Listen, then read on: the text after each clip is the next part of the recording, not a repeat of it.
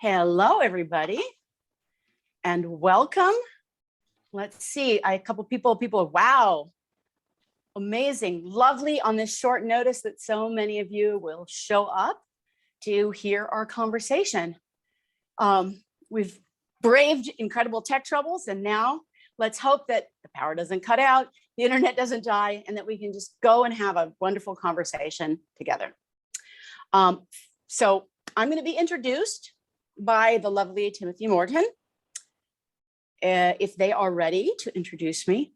And then I will proceed to give a talk, and then we'll do the roundtable and Q&A and discussion.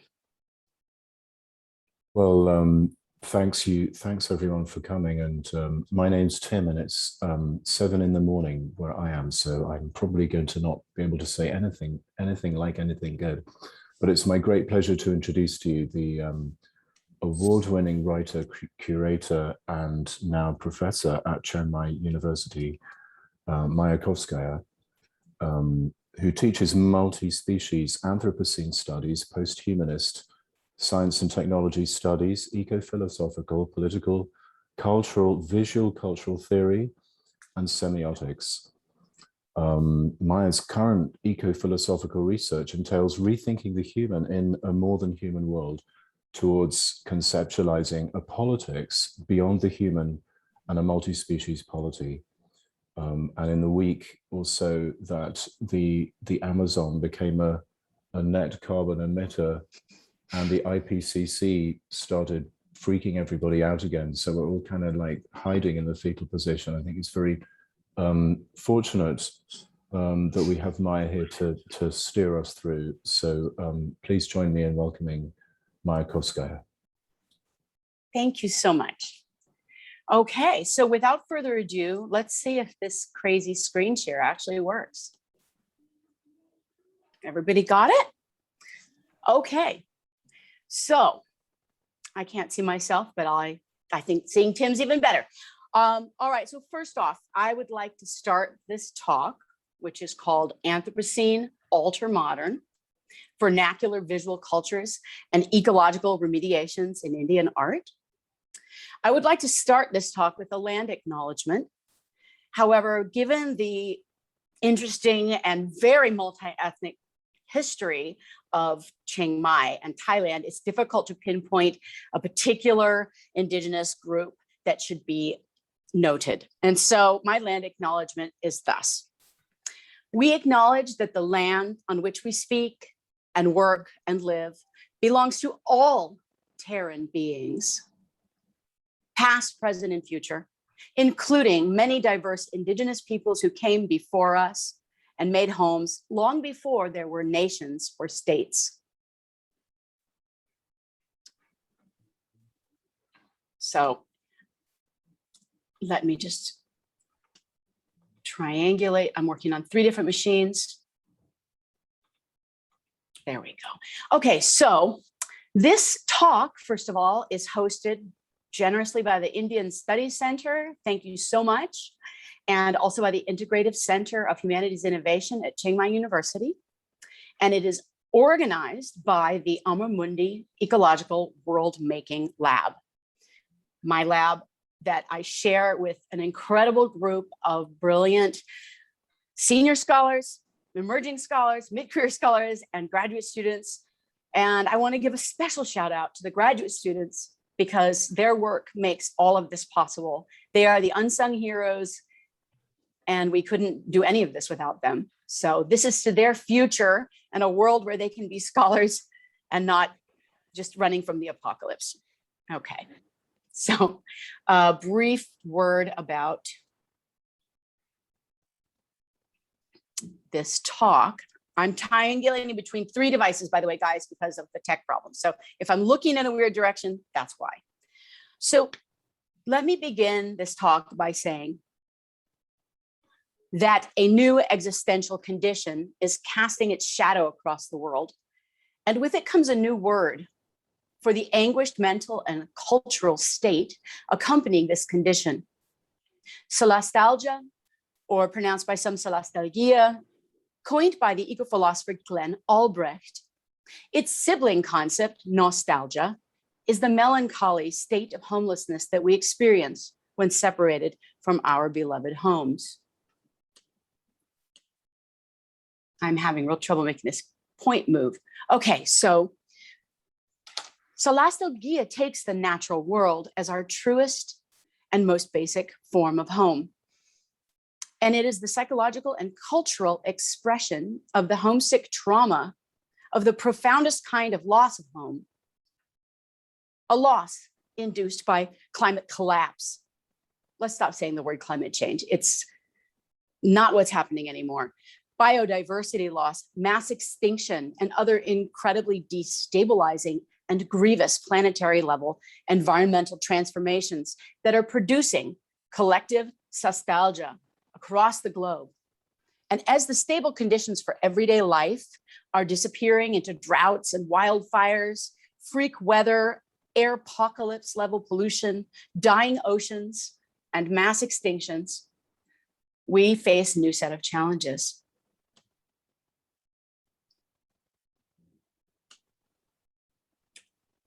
The Anthropocene condition.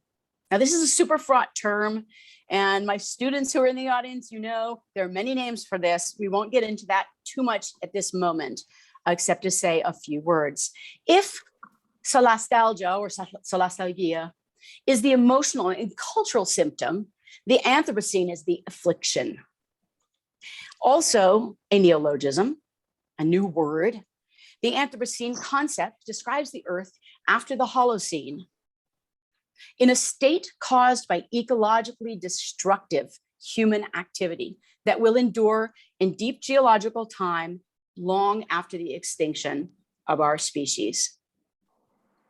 To ameliorate this crisis of the Anthropocene that's driving our collective solastalgia, we need new narratives about what it means to live a decent, meaningful, fulfilling life, to help us rethink the human condition in a more than human world. We need to learn to challenge our assumptions, shatter extant paradigms, and recuperate usable strands of older cosmologies and knowledges, as well as make new ones to address the problems of living in the world today. To solve the huge systemic problems that we are facing, we require systemic solutions that can be put into embodied practice.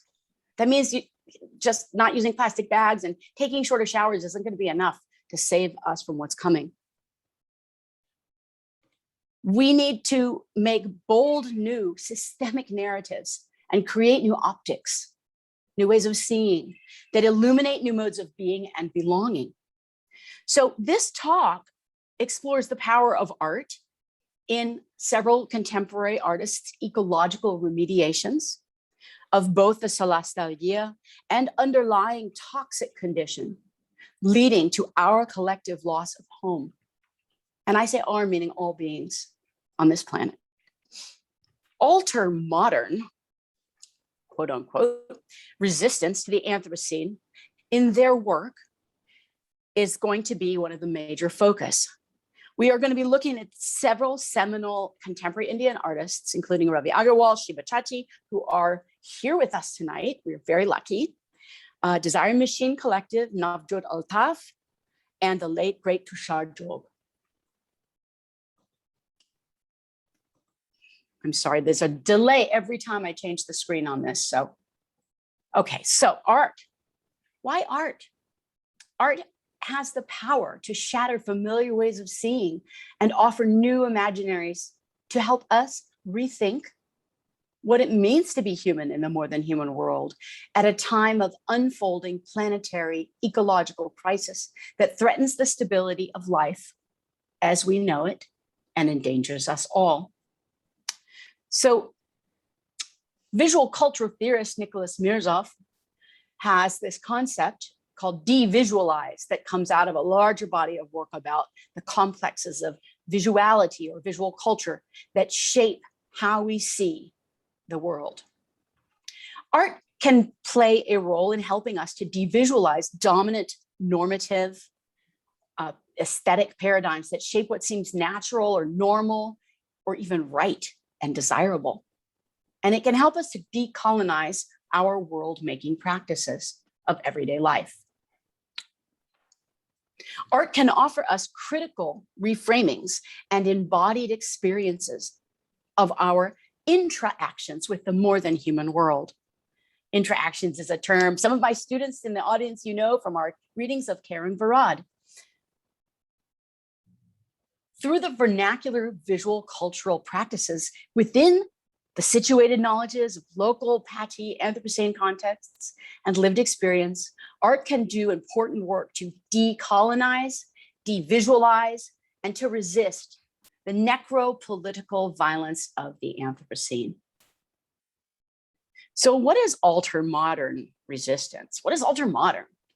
The late brilliant curator Okwe Onwueze borrowed the term from Buriad to talk about decolonizing art and art practice and the art world. And I have borrowed that then now to talk about decolonizing art in the context of speaking to our Anthropocene crisis. So the Altermodern Anthropocene is a form of resistance. Sorry, the Altermodern Anthropocene has resistance in art that is emergent in the work of art itself. Art opens up a space for radical gestures of refusal and disobedience in both ethical and epistemological senses. These ethical and epistemological stances, gestures, and strategies embody what he characterized as deviations. Deviations from the limits placed on life and on subjectivity by the violent instrumental rationality of modernity. So Anthropocene Altermodern is a way of thinking about alternatives to the dominant notions of modernity and also alterations, not merely alternatives in imagination, but actually actions that change the situation. Alternatives and alterations to this dominant form of modernity that brought with it the Anthropocene crisis. The artwork shared in this talk responds to the Anthropocene condition, embodying what Onwueze called the dispersal of the universal. In other words, it is a refusal of the monolithic, a rebellion against monoculturalism, and a demand that there is a reconceptualization of the structures and the forms that legitimate our world and its dominant order that follow in their wake. In this spirit, a study of art against the Anthropocene, to borrow a phrase from T.J. Demos, in the post-colonial global South, here in India, Thailand, and other places as well, can be understood as an enactment. Enactment, boy, I love this transcription. Okay, an enactment of the Altermodern sensibility against the asymmetrical violence, the necro-political violence, as Mbembe would call it, that the Anthropocene instantiates.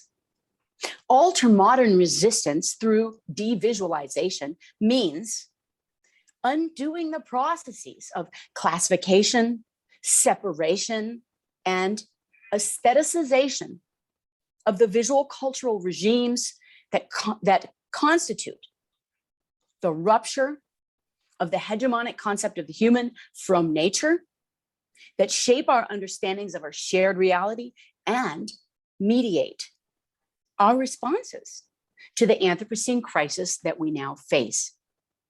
And if we're not facing it, we need to step up and start dealing with it. So to ameliorate this crisis of the Anthropocene that is driving our collective solastalgia, our homesickness for a world that is dying, we need to find new narratives, make new narratives of what it means to live a decent, meaningful life. We need bold new optics. And we need to think about new methods of being and belonging. So the power of art. But what about this word Anthropocene? art is urgently needed to do this hard work of destabilizing the Anthropocene. The Anthropocene can be taken as a crisis state caused by solely the historically specific humanist figure of Anthropos, rather than a collective agent embodied in all of humanity. Okay, so the idea that Anthropos means all humans are making this and we're the virus and we're doing it to ourselves is mistaken. And it is the wrong way of thinking of this condition, I argue. So instead, more precisely, I believe that the Anthropocene was set in motion and driven and perpetuated by a very specific form of human civilization that came to dominate the world through European white supremacist, settler colonialism, indigenous genocides, industrial scale monoculture plantations, intensive animal agriculture, industrial scale extractive hydrocarbon industries, basically our way of life in the modern world, the dominant form of life that has come along with capitalism. Hence the term Capitalocene by the brilliant Jason Moore is very accurate in describing incredibly important parts that move this process. So understood this way, the Anthropocene concept can offer us a fertile ground for engaging with questions of the human and the more than human condition through art. So I will look at a few examples of Anthropocene-related artworks and practices in Indian art. These are by no means exhaustive, even of the practices of the people I'm showing. They're little bits and pieces, and they are reflections on the crises that we suffer and that we are inflicting in the dominant destruction of the natural world, a natural world that we rely on to survive on this planet. Okay, so hence, those are the theoretical whys and wherefores. And I would now like to turn to look at some of the artworks. So this talk is dedicated to the late, great Tushar Joag, who passed away in 2018 and was a phenomenal artist, a dear friend, an inspiration to, I think, all of us in the Indian art world. So this talk is dedicated to his memory and his legacy, because that legacy lives on. There he is, holding the motorcycle helmet. I love this picture. So in 2010, a lone motorcycle rider undertook a 53-day journey from Bombay to Shanghai, traversing the roads and visiting communities, linking the contentious, and my Hindi is terrible, sorry, Sardar Sarovar and 3 gorgeous dams on the Narmada and Yangtze rivers in India and China. Both dams displaced millions of people, submerged vast swaths of riverside villages in the name of development and hydroelectric power, making it a kind of frontier, and wreaking ecological damage on these regions, as well as cultural and humanitarian. In this art intervention by Tushar Joag entitled Riding Rocinante, and if you remember, Rocinante was the name of Don Quixote's horse when he went on his quixotic mission that was almost certainly doomed to fail, but he had to try anyway to fight against the evil in the world. So Riding Rocinante is the name of the artwork. And I'm going to say a bit about Tushar because he's no longer with us. I won't give as much long attention to the bios of all the artists, but I want to say a little bit about his practice because it completely embodies the ethos of this talk. So his socially engaged art practice often asked, what does it mean to be a citizen, a member of the polity, a member of a community? And how can people engage with the political process, with culture, to reclaim their rights and their power? And what role, he asked, could art play in helping people to participate in determining the conditions of their lives? And meditating on the disenfranchisement of millions upon millions of displaced people in relation to these massive national development agendas, which we also see going on in the Mekong here and all throughout Southeast Asia. This intervention of his, Rari Rocinante, focused on the activation of affected people's experiences and awareness of the interconnectedness of their everyday lives with the ecological outcomes of development. Okay, so Rari Rocinante. Now, Tushar had a deep involvement with the movement. And again, I'm going to butcher this. My Indian friends, don't laugh at me. But the Narmada Bachao Andolan, you're going to have to say it correctly for me in the Q&A. But there's a movement of people struggling to fight back against this horrible ecocidal dam. So this gave him the inspiration to conceive of this project, which took the form of a 53-day journey by motorcycle from Bombay to Shanghai. He rode down the rivers and over across through the dams and performed this ultra-modern ecological performative intervention. In his own words, and I'm going to cite him extensively here for a second.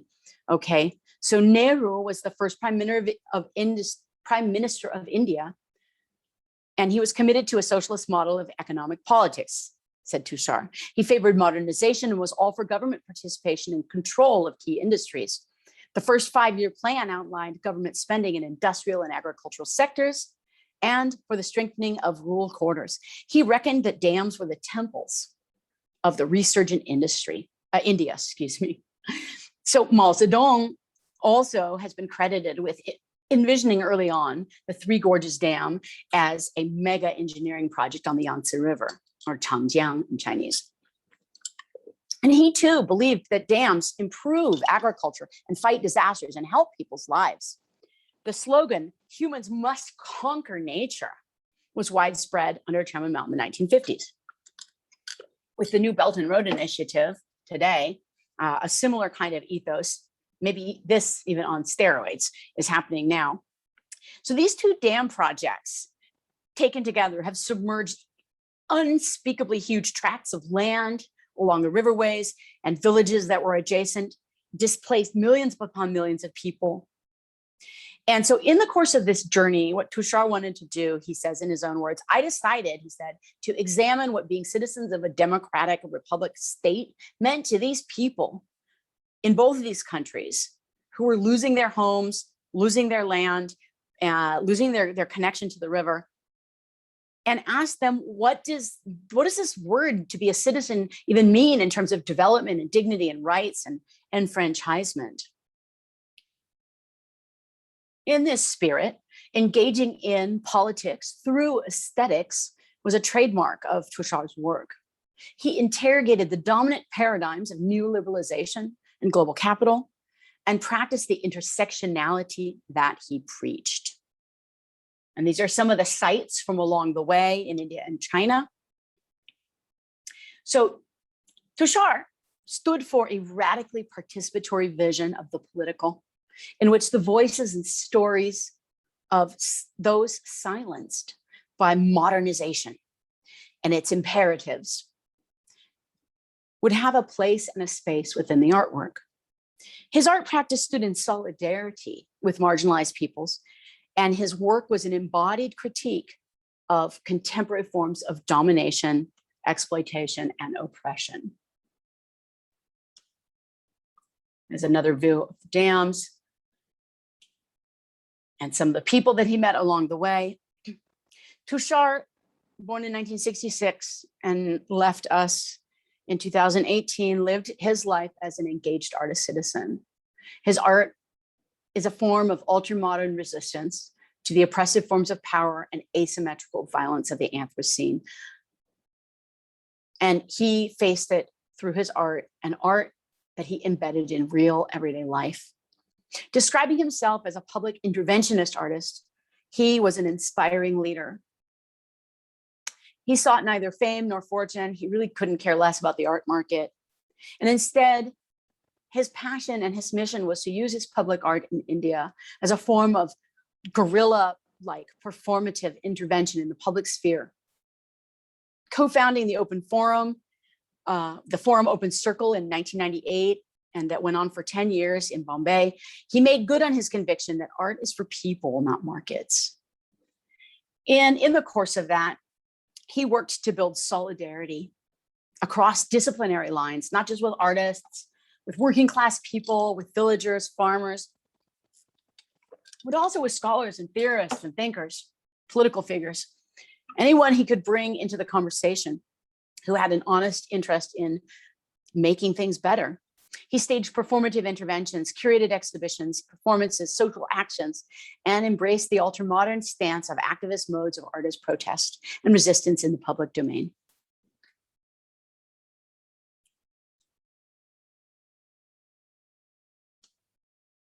Okay, so this talk is dedicated to his memory and his inspiring legacy, which I hope that is never forgotten. I'm also going to talk now about an important senior artist in India named Navjot Altaf. And she has a very expansive career, and I'm not going to try to summarize it here. I'm just going to talk about a single artwork that I had hoped I could show you some video clips of. So we discovered that the Zoom connection here can't sustain proper video. So I'm sad to say you're going to be deprived of the many video clips that I had planned for you until we did our test and I had to redo everything. So apologies for that, but if you want to see them, get in touch with us. I'm sure we can work some kind of screening opportunity out. So in her 3-channel video installation entitled Soul, Breath, Wind, 2014 through 2018, it's a long-term engagement, we can see the culmination of more than 30 years of engagement, and specifically 20 years in Bastar, a hotbed of Naxalite Maoist unrest and home of many Adivasi tribal peoples, indigenous peoples, struggling against the rapacious mining corporations, repressive state apparatus, and divisive legal acts and coercive government programs designed to circumvent constitutionally protected land and forest rights of Adivasis, forcibly dispossessing them of their land in Chhattisgarh. And this film is about that. Okay, so this is a view from what the mining companies are doing. And this looks familiar in many other parts of the world where similar actions are going on. The scenes in the film are metonyms, parts that show us a larger working process of the Anthropocene or the capitalist scene. It touches on the destruction of vulnerable minorities' traditional ways of life and their attendant ecosystems, the workings of collusive state and capitalist power, and the destructiveness of so-called development that transforms them from a self-sufficient people into an impoverished people. It is accompanied by the violent erasure of traditional practices of ecological cohabitation with the natural world and more. Since 1997, Navjot Altaf has been living and working collaboratively with Adivasi artists in South Bastar. A vector of her practice then shifted beyond the production of objects to focus on the politics of collaboration itself. Soul, Breath, Wind draws on 4 years of interviewing with people she's known for decades, and many, many more years of ongoing engagement and trust with people across Chhattisgarh, farmers, activists, villagers, tribal people whose land was seized and ecologically wrecked by the mining industry. Okay, these are some images from, interspersed with more experimental visual ruptures in her documentary, the overview overlaid, sometimes juxtaposing horrific scenes of mining sites with shots of bountiful nature. So yeah, you can see this is a live installation shot. Verdant trees, clean water.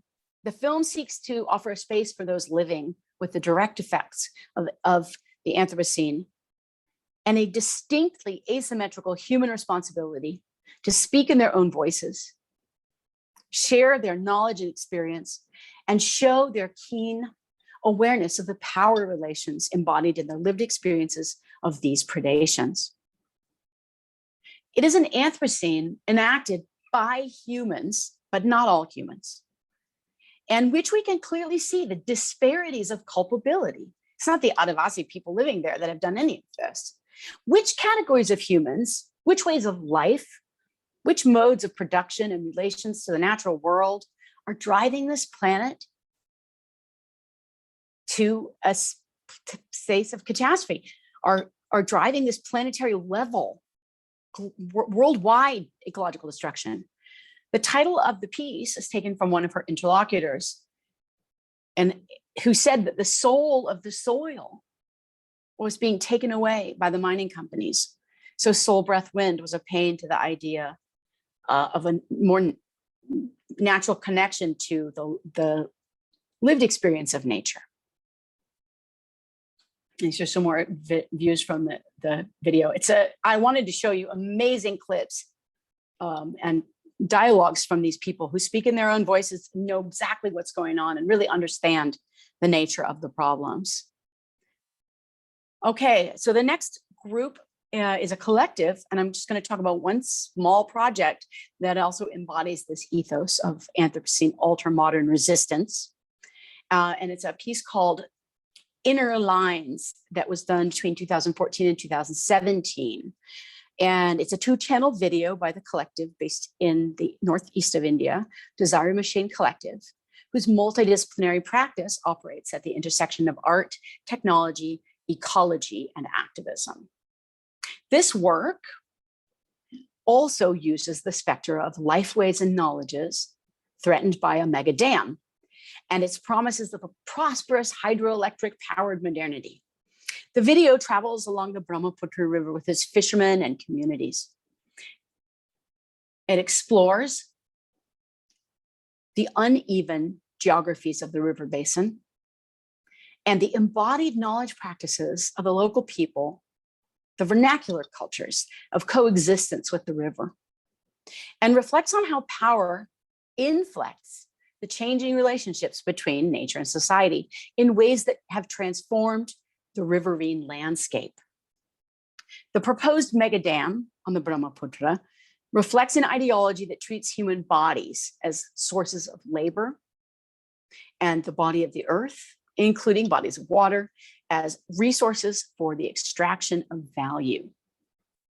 The northeast of India has long been a hotbed of conflicts, much like Chhattisgarh and Bastar, that focus on resource extraction, neoliberal privatization, and the enclosure of the water commons. So these are problems that we see happening in many places that artists are responding to with their work, not just documenting, but commenting on and engaging with. The building of the dams has displaced not only huge populations, rendering them vulnerable to devastating flooding, but also the loss of traditional life practices, river cultures, comes with the loss of knowledge systems that had once enabled riverine peoples to live sustainably and safely with the river and all its myriad species that share it for thousands of years.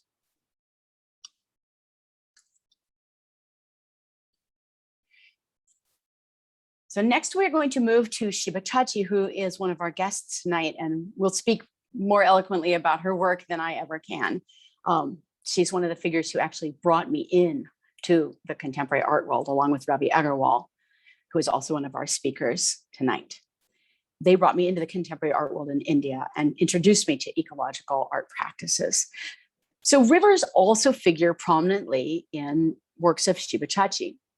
Her 2011 installation, Black Waters Will Burn, which was actually part of a project that was curated by Ravi Aggarwal, it evokes the inflammable methane rising from the polluted Yamuna River and seeks to reclaim both lost eco-philosophy and cultural memory related to water ecologies.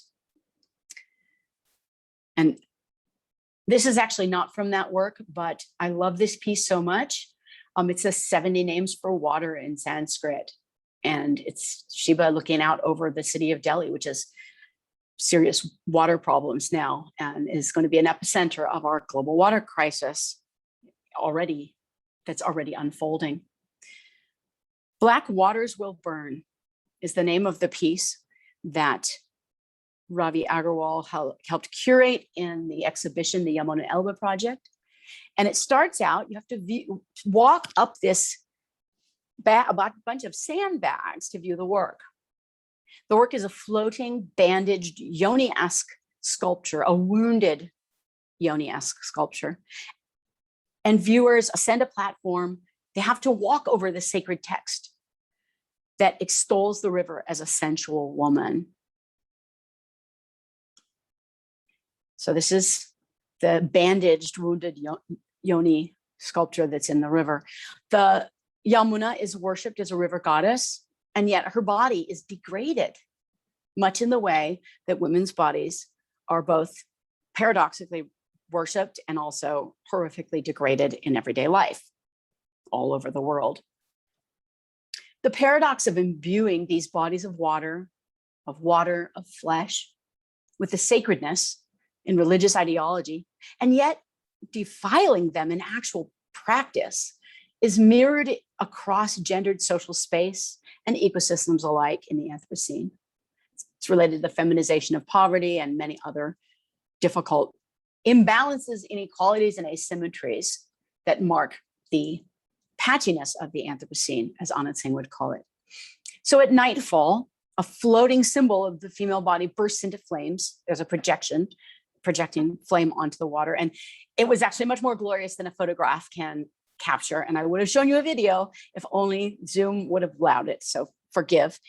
Try to imagine this bursting into flames, evoking a funeral pyre for the river, made so toxic by men that it can literally burn.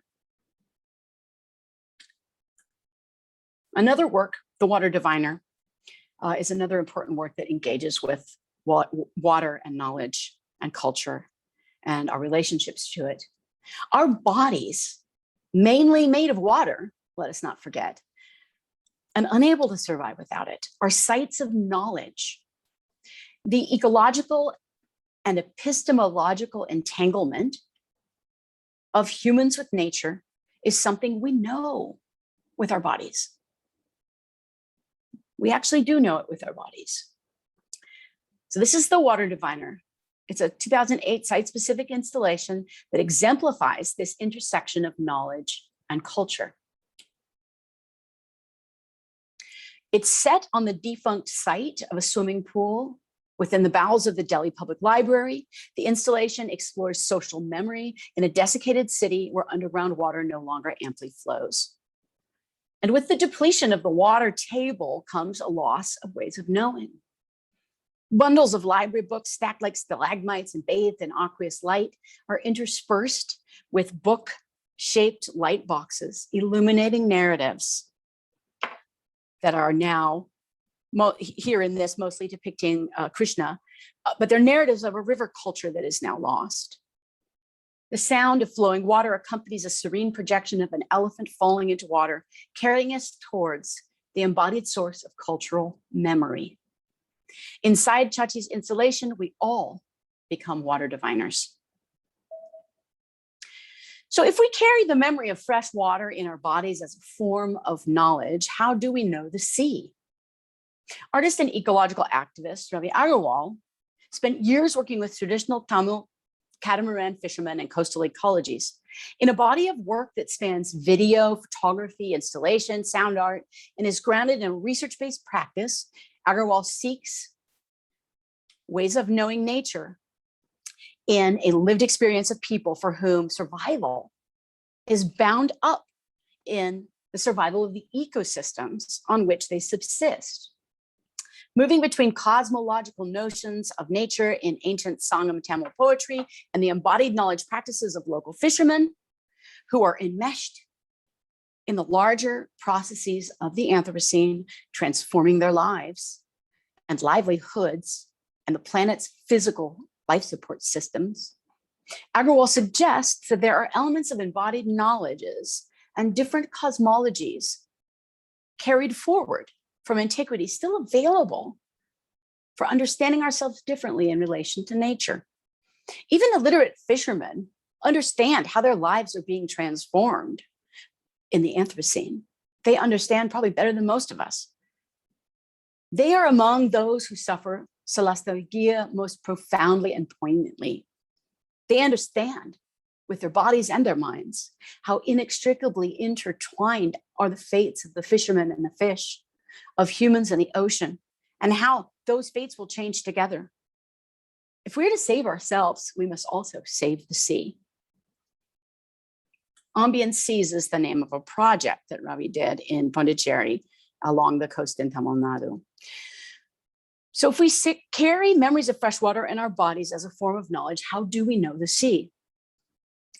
During these years of working with the Tamil catamaran fishermen and creating this body of work, Ravi meditates on this and how our fates are intertwined, that we cannot separate and compartmentalize the life of the sea from the life of the earth, from the life of the air, from the life of the biosphere and the people in it. We must think intersectionally about all parts of the planet.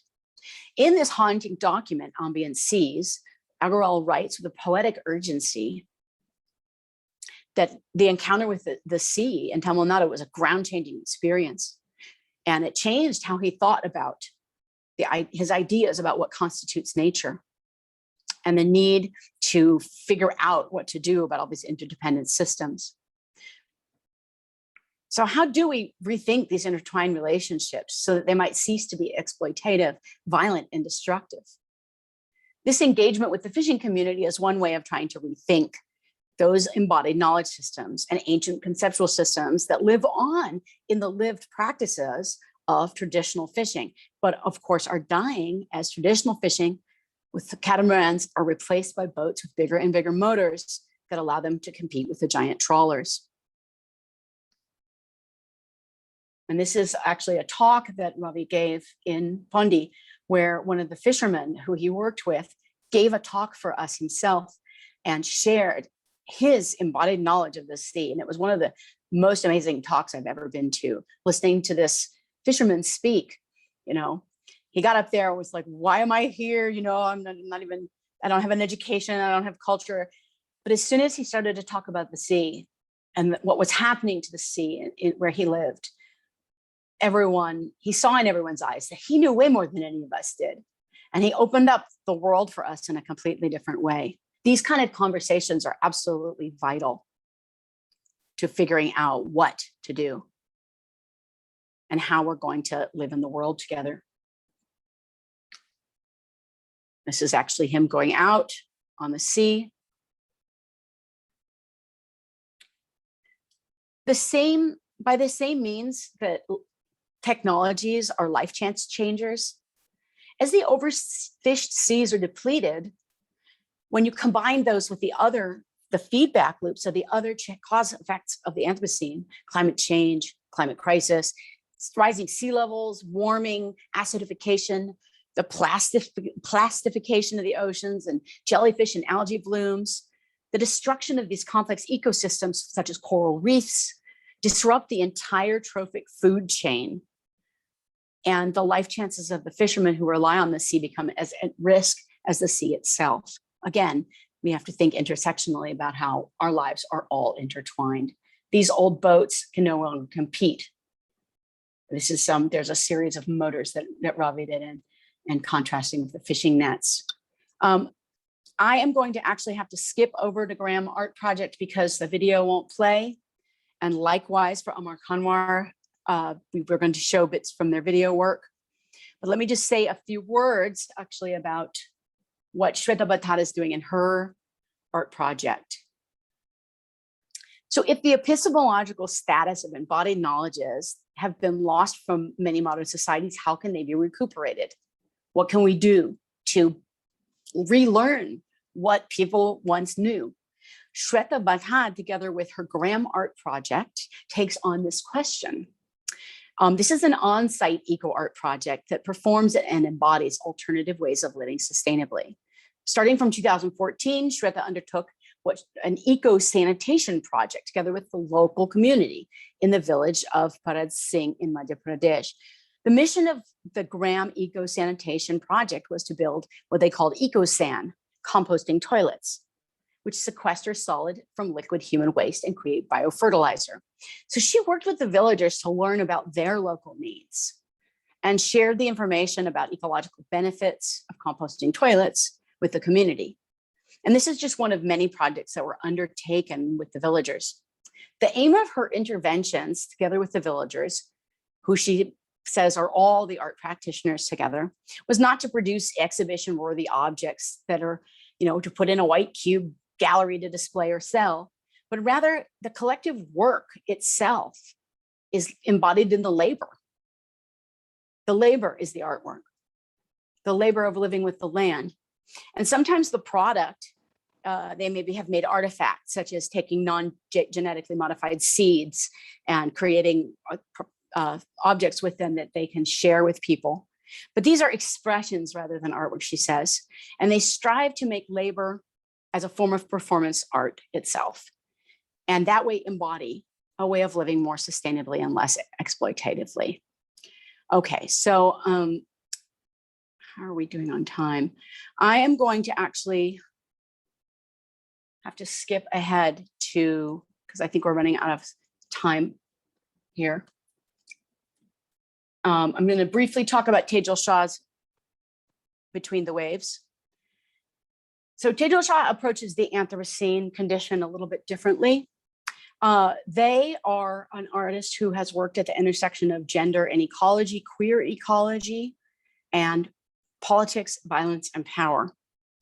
Tejal has long been preoccupied with the workings of biopower and the power of the erotic, gender, sexuality, and the politics of membership and belonging. And Tejal relates this to the Anthropocene by saying that we need to actually rethink how we live together as communities with the natural world. And art is one way that we can create new imaginaries of the human in relation to nature that we can then figure out how to embody in our practices and our institutions, that we can begin to live. From the constitution of selves and various identities that we each embody, lovers, families, from societies and polities and citizens and nations, Shah's work has examined humanity in its spectrum of permutations, showing us the vulnerable, the erotic, the coercive, the celebratory, the violent, and compassionate expressions of what she puts in quotes, our nature, questioning simultaneously what kind of nature, quote unquote, could ours it all be? And how might we be and live otherwise as individuals and as members of collectivities and part of the natural world itself? This is an installation that she did at the Documenta in 2012 called Between the Waves, where she meditates on this question. The organic evolution of these investigations that bridged the politics of gender and sexuality with the politics of ecology and the Anthropocene came together in this project as a sort of organic evolution of her thinking, leading her towards the opening up of an art practice that extended deeper and also beyond the human all too human into forms of engagement with non-human life and sentience, organization, and cooperation across species. If the natural world was once conceived of as a world not of our making, the naming of this new era of geological time as the Anthropocene is for some an acknowledgement of the exponentially invasive agency of certain forms of human life and modes of civilization that have become a dominant and decisively causal factor determining the material existence of the planet in our time. And yet now more than ever, we must face the frailty of our own agency as well. She suggests that the sort of macho man as the master of nature, techno-fix, geoengineering fantasies are probably not going to get us out of the mess that some of us in our way of life have made. Instead, we need to think about how to reorganize how we live together and how the competitive expressions of our biopower acts not only on other human beings, but indeed threatens the existence of the planet and the majority of life forms on it as we launch headway into the 6th mass extinction in the entire history of the planet. So against the specter of this potent destructive capacity, Tejal Shah's latest work seeks to articulate new forms of communication, cooperation, and community and communion that offer a possibility of remembering, reconstituting, but also remembering our collective arrangements and remembering our place in the greater family of things in this fragile world that we share. And we share, we meaning all beings, all forms of life. thought of in terms of the old tired binaries, mutual exclusivities, dualisms, and transactional exchanges. Selfhood treated as a hermetic, unitary, indivisible, essential, and authentic thing can only be polluted by permeation, she argues. So what if the model of the self is that of a member within a larger ecosystem of coexistence, a system in which hierarchy makes as little sense as the zero-sum game, a singular part that gives the whole its substance, where difference and commonality both have a place, and which reaches the fruition of its enactment in and through its relationships to the other parts of the world. Here there is this work in the mangrove forest. I wanted to show you the video clips. I am so sad that we're not able to do that. But here are these sort of post-apocalyptic scenes of a kind of radical care for the natural world as humans seek to re-embody different relationships to it. Their clothes made of plastic, their genders non-binary, gender non-conforming, inconclusive, rejecting the binaries and dualisms that shape the modern world. In many, many ways, new forms of community are built, new forms of belonging, and new relationships to the world that has been left behind. So what if the ecocidal violence of the Anthropocene is replaced with the web of existence that makes up the complex, emergent, interconnected systems of our life world of nature and nature as the boundaries of our world, by questioning what nature might even mean? One of our speakers, Timothy Morton, has done a great job of showing how confused and problematic and maybe even almost meaningless this concept is. And maybe we'll talk about that in the roundtable. But what might nature mean, and how might we relocate ourselves, our modes of being and doing and making, our own agency and activity within ecosystems that make our life possible? What would an ecosystem's mode of civilization, citizenship, and being actually look like in practice? We're so we've abstracted ourselves so far away from a normal place in a trophic relationship, a web of life, and a food chain that I'm not sure if any of us really know how to answer that question. And I hope that is one of the questions we speak about in the roundtable. Okay, now we're going to go back and talk about a work by Ravi Agarwal on extinction briefly. So the biosphere is a space of both resilience and fragility, evolution and extinction.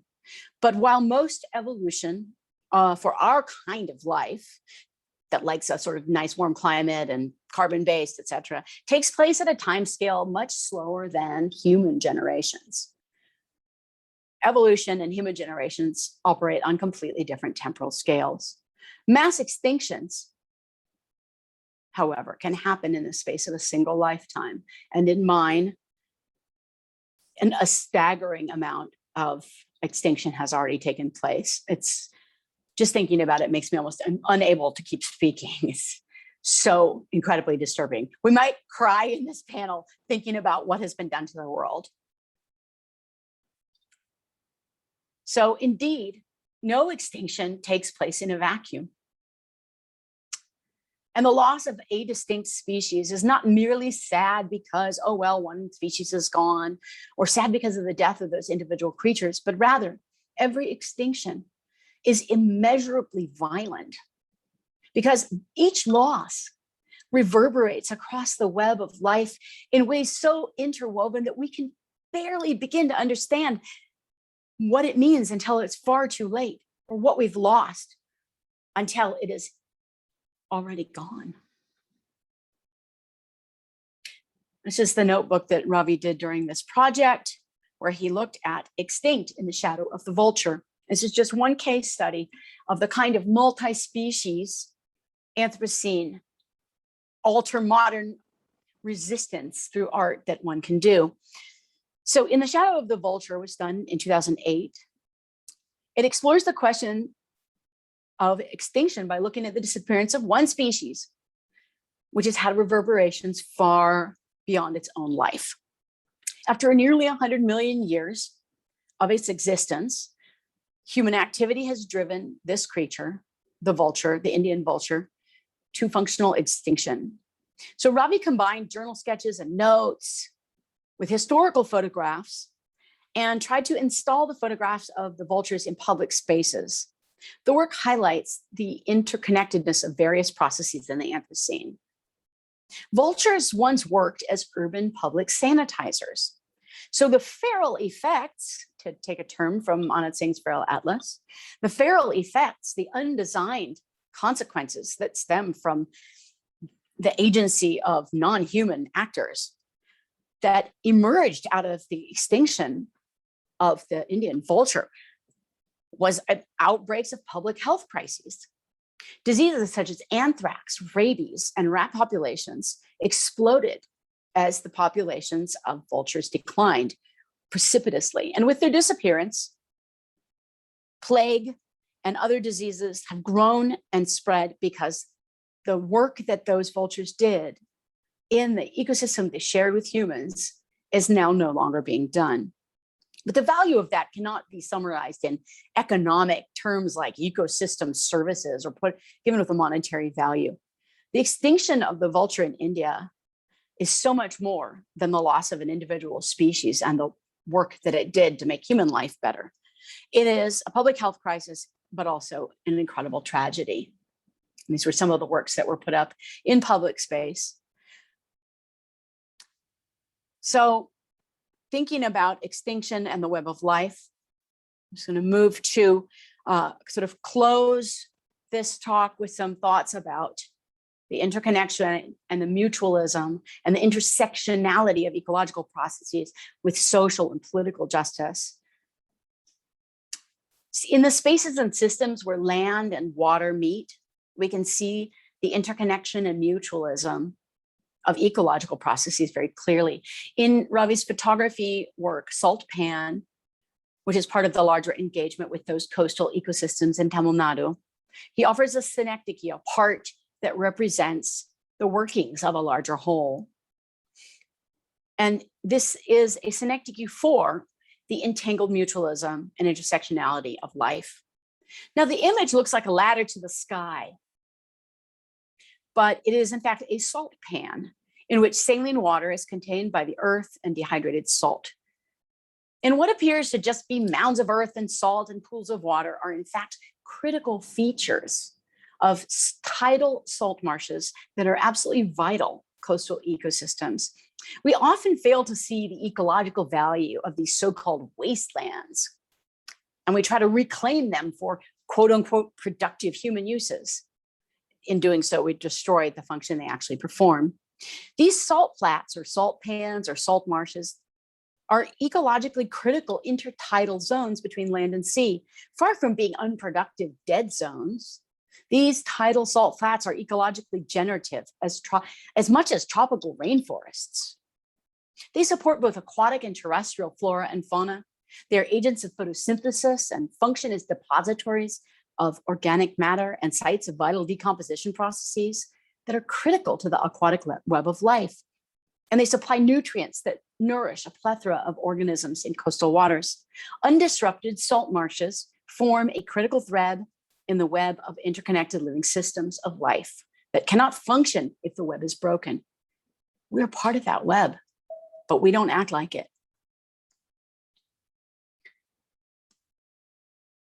So there is a meticulous intelligence, more than human world makers possess, an intelligence to this web of life. And that goes at odds with our common sort of way of thinking that emerged out of the Enlightenment and spread and became dominant during the modern era, that the only agency that exists in this world is the agency of humans, and even among them, only some have agency that counts.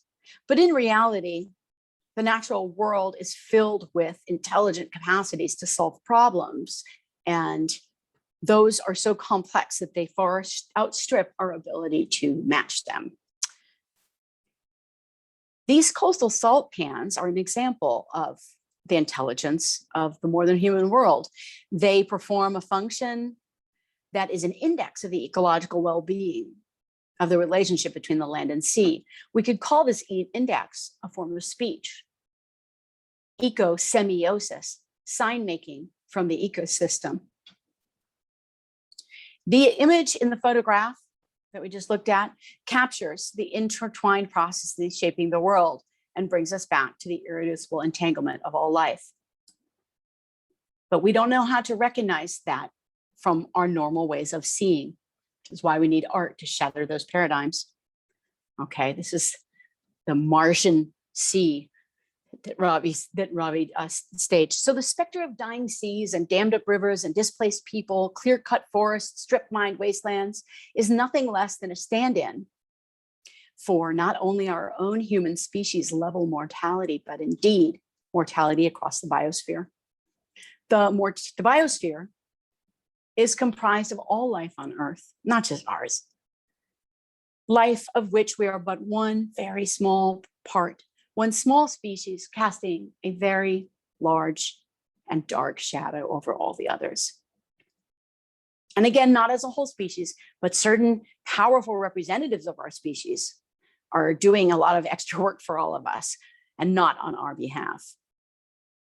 Our biosphere cannot survive without a healthy hydrosphere, lithosphere or geosphere, atmosphere, water, land, air are basic necessities for life on this planet, and they are causally and mutually entangled. Taken together, the destruction of complex ecosystems such as coral reefs, rising sea levels, the warming, acidifying, and plastic oceans, the disruption of the trophic cascades, as I mentioned before, they are a sign, a semiotic sign that has content, that has meaning. And that meaning is a warning. That meaning is an index of the changes that human disturbances have wrought on the planet, changes that will spell doom for life in the air, in the ocean, on the land, in the seas, in the forests. Life that human lives depend on. So in our shared mortality and mutual material contingency, are we humans and nature not one and the same body and being? We're different. Each species is exceptional, not only humans, different, exceptional in our own ways, capable of different things that are all needed in this planet for life to function normally. If our activities on this earth destroy that nature to which we belong, of which we are part, and on which our lives depend to survive, I ask you this: is not ecocide a profligate form of suicide? These are from Ravi Agarwal's Ambient Seas. We need multidisciplinary practices and collaborations that bring art and science and philosophy and the social sciences and humanities together to help us rethink the human and our place in the more than human world. Reimagining the human condition in a more than human world is critical. We have a brief window to make dramatic changes to the dominant systems of everyday life before the Anthropocene becomes a staging ground for cataclysmic crisis that will change all life as we know it irrevocably. Tipping points pass. They're irreversible. We be careful where we tread. Our collective solastalgia is a warning bell that we fail to heed at our peril. Only a radical reimagining of what it means to be human and live a decent, dignified life in balance with the more than human world, rather than living parasitically from it, off of it, at its expense, can save us from the destruction unleashed in the Anthropocene. Without new visions of being human and new narratives about how to live in the world that can give some kind of idea and form to our institutions and practices to allow us to reshape them and live them differently, how can we begin to change how we live or know what kind of home here on this earth is even worth fighting for? what would a good world really look like? Can any of us really answer that question? Only very vaguely most of the time. So we need to forge alliances across our disciplines. And we need to forge forms of alter-modern resistance against the Anthropocene. We need to have alternatives, maybe many heterogeneous alternatives, not just one, that will alter the condition that we are living under. And as we have seen in these art practices, this resistance can enact a potential and powerful form of ecological remediation that can connect and anchor those remediations to local vernacular visual cultures and art practices that can actually speak with the careful attentiveness that is required to the patchy local conditions of the extremely heterogeneous Anthropocene condition, or as I like to call it, I think more accurately, the Anthropo-supremacene. So let's make our place in the ecological family of all beings. Let's reimagine what it means to live differently in the world. I'm going to end this talk with a short excerpt from a poem by Mary Oliver that I think we all need to remember, because facing the mess that's been made of this planet by certain members of our species and by the dominant forms of life that most of us engage to some extent in, even if we're not the powerful ones under capitalism, but we still are complicit in our ways. This poem is a reminder that we don't have to be perfect to start solving the problems, and that having sort of languishing and wallowing in guilt, species guilt, isn't going to do us any good. What we need instead is to reclaim our place in the family of all beings. So I'm going to just read this and then we're going to move to the round table. Mary Oliver writes, and this is just an excerpt from the poem, Wild Geese. You do not have to be good. You do not have to walk on your knees for 100 miles in the desert, repenting. You only have to let the soft animal of your body love what it loves. Tell me about your despair and I will tell you mine. Meanwhile, the world goes on. The sun, the clear pebbles of the rain are moving across the landscapes, over the prairies and the deep trees, the mountains and the rivers. Meanwhile, the wild geese, high in the clean blue air, are heading home again. Whoever you are, no matter how lonely, the world offers itself to your imagination. The world calls to you like those wild geese, harsh and exciting, over and over, announcing your place in the family of things. Thank you. Now, my talk is officially over. I want to quickly introduce the guest speakers and have our roundtable, because that is actually really the core. That's the core of the conversation tonight. And I am very excited to hear what people say. So let me introduce our speakers briefly.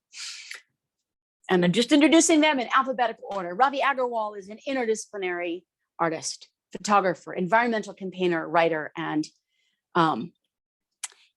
curator. And his work explores key contemporary questions of ecology and society, urban space and capital. Photography has been a prime medium for him for over 4 decades, which has expanded over time to include video and public art, installations, and recently also printmaking.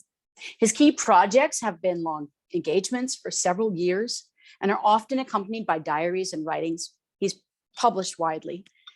His work has been shown widely as well at the Incheon Biennale, the Kochi Biennale, the Sharjah Biennial, Documenta 11.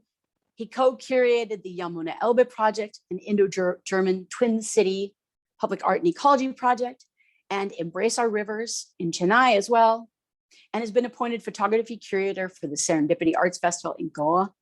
His work is in many collections across the world, And his art practice has been written extensively about in many publications in English and German and other languages, including by T.J. Demos and other important, Catherine Bublatsky and other important commentators on the Anthropocene. The book Down and Out, Laboring Under Globalization from 2000, he participated in as the photographer, providing the visual anthropology curricula. And he is the founding director of environmental NGO Toxics Link and has pioneered work in waste and chemicals in India, serves on many policy and regulatory committees and boards, and writes extensively on sustainability issues, multi-species sustainability issues, I might add, academically and for the popular media, and has co-edited several books. He was awarded a UN Special Recognition for Chemical Safety in 2008 and an Ashoka Fellowship for Social Entrepreneurship in 97. And on top of all this talent, he was formerly trained as an engineer. Sheba Chhachhi. Sheba Chhachhi's lens-based practice works to investigate contemporary questions about gender, the body, the city, cultural memory, and eco-philosophy through intimate sensorial encounters. Chhachhi began as an activist and a photographer, documenting the women's movement in India. She understands very much about intersectionality. By the 1990s, she moved to creating collaborative, staged photographs that eventually would turn into large multimedia installations. Her works retrieve marginal worlds of women, mendicants, forgotten forms of labor, and often draw on pre-modern thought and visual histories, interweaving the mythic and the social. She experiments across the spectrum of durational mediums, creating immersive environments which bring the contemplative into the political in both site-specific public art and independent works. She has been exhibited widely in India and internationally, and her works are also in significant public and private collections, including Tate Modern and many, many other museums and foundations worldwide.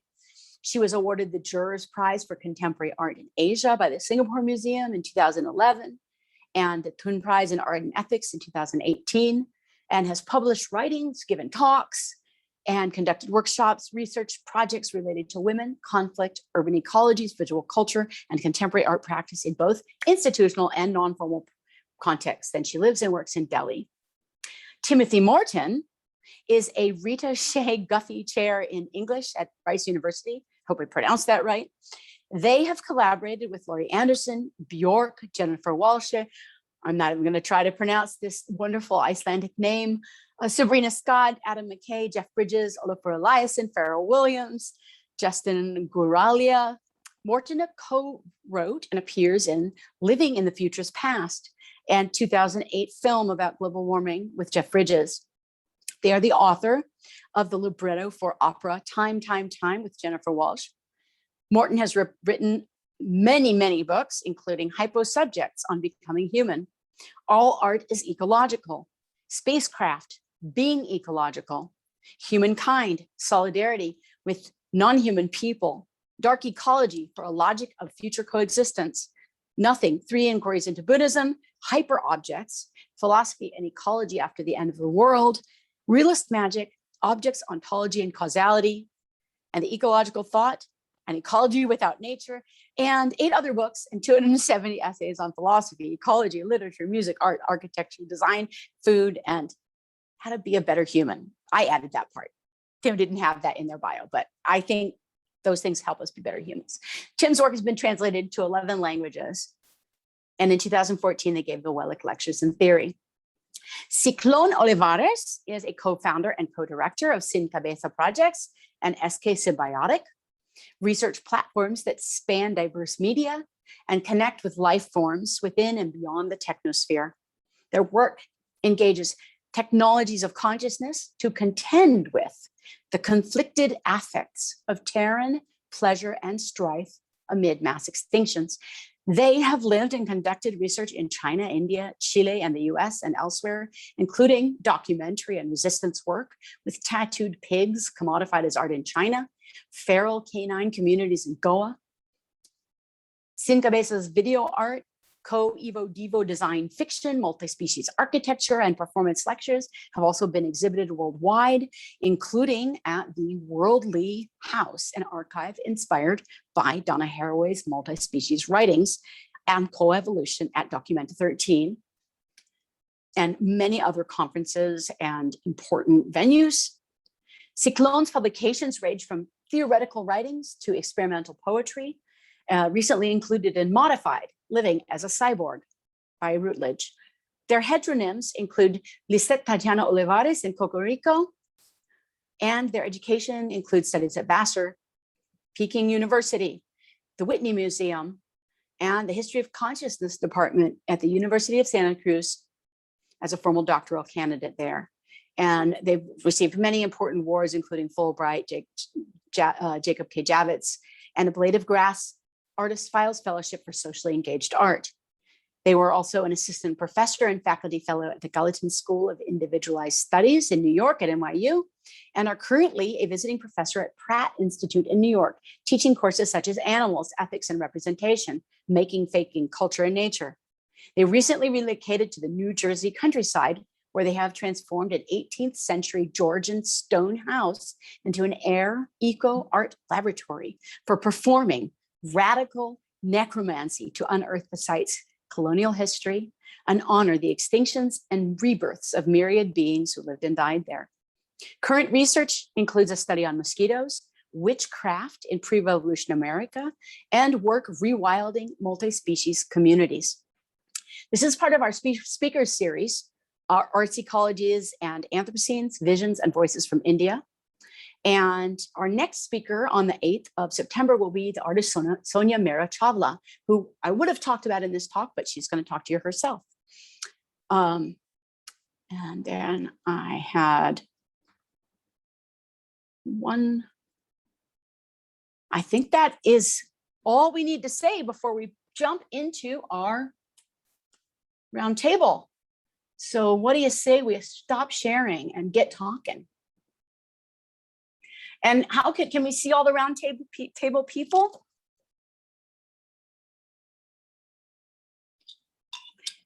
Our moderator, Ajahn Pasutla Suka from the Humanities Department, who also helped found the center, the Integrative Center for Humanities Innovation, will be our moderator.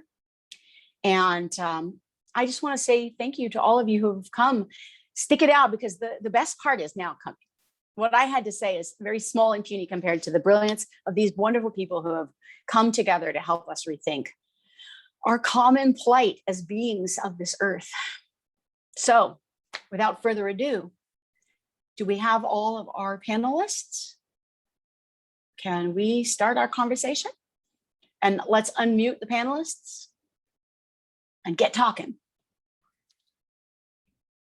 Okay, hello everyone.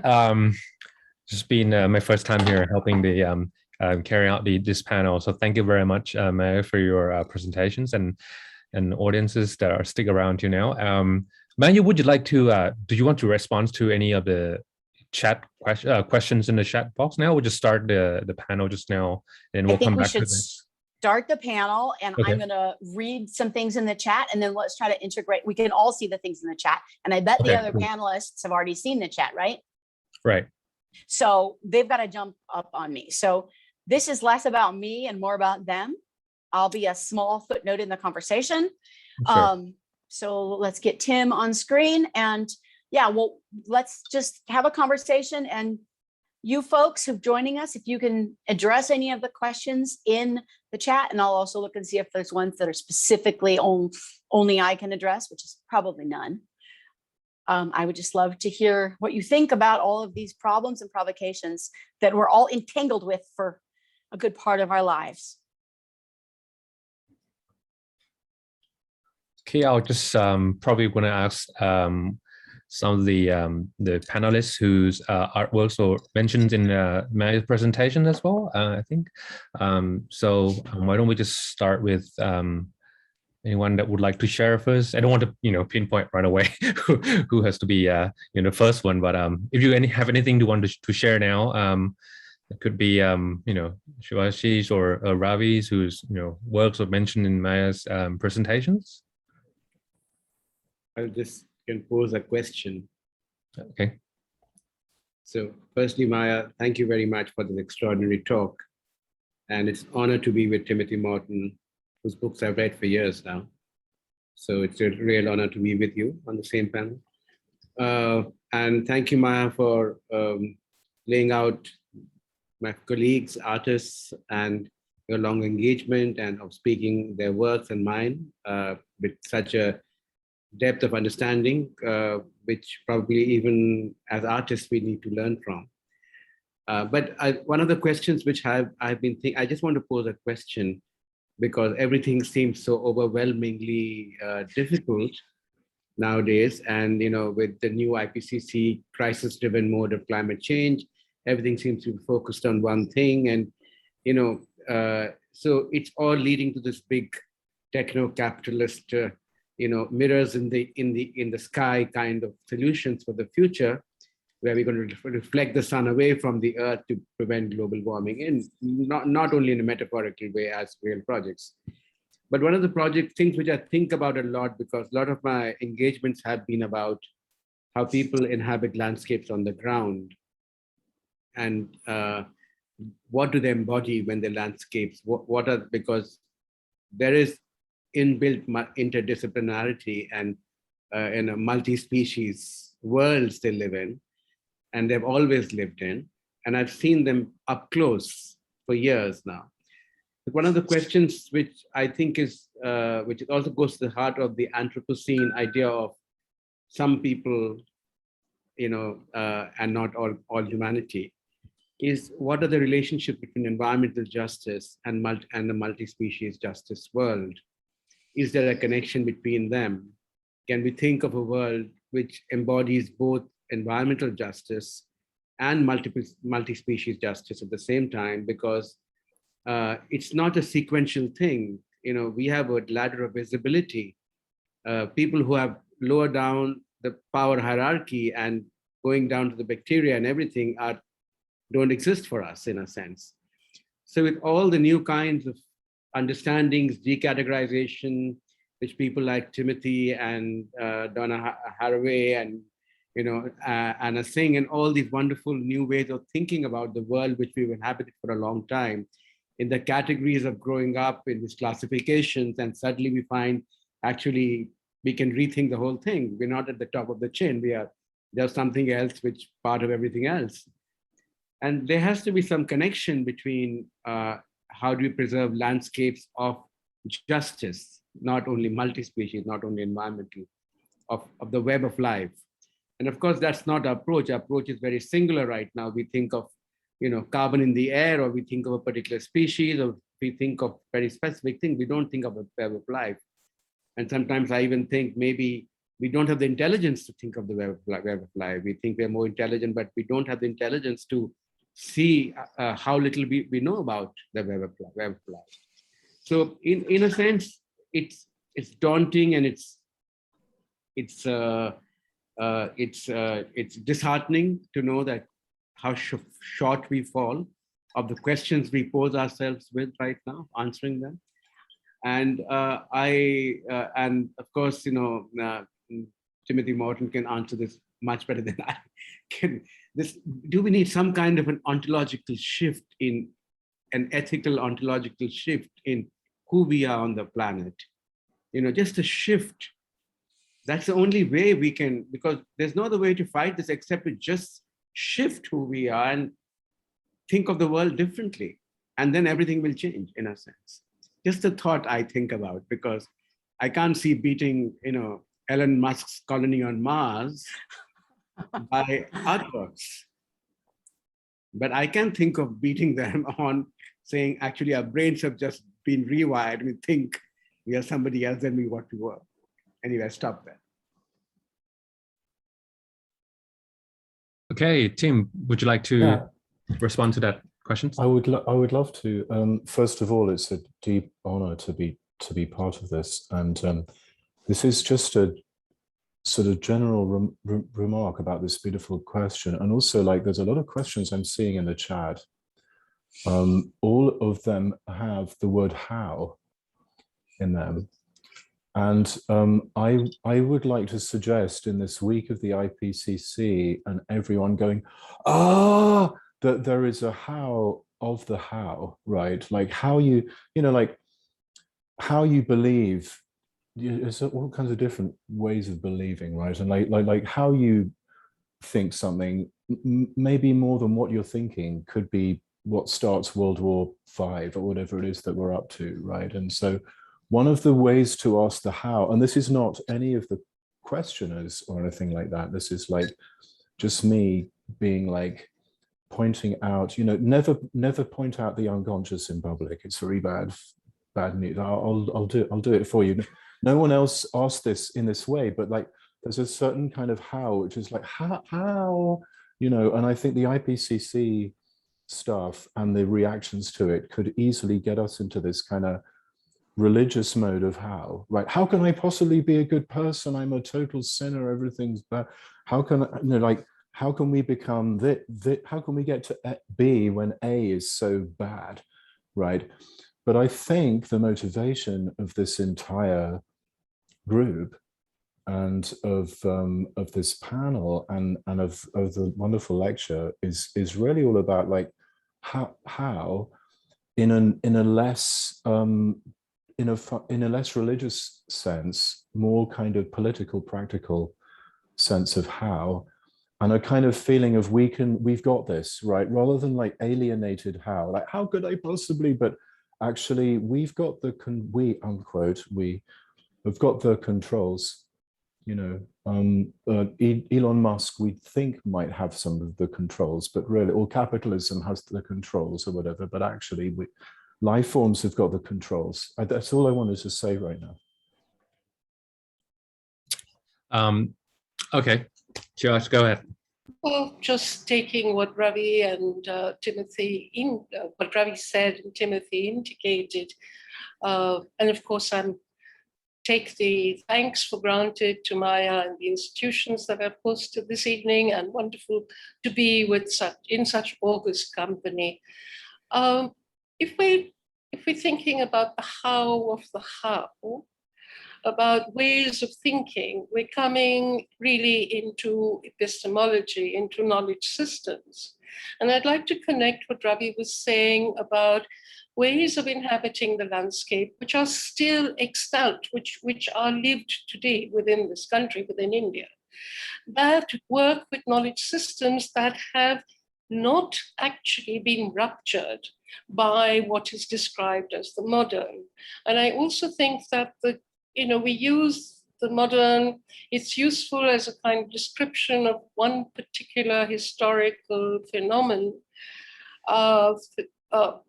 one kind of historical movement, but it is inadequate to actually describe the kinds of multiple temporalities, multiple levels of technology, and multiple knowledge systems that coexist in a country like India. And I don't think it's just India, it's the subcontinent, it's South Asia, but possibly Southeast Asia. I would really actually make this very porous in its geographical spread.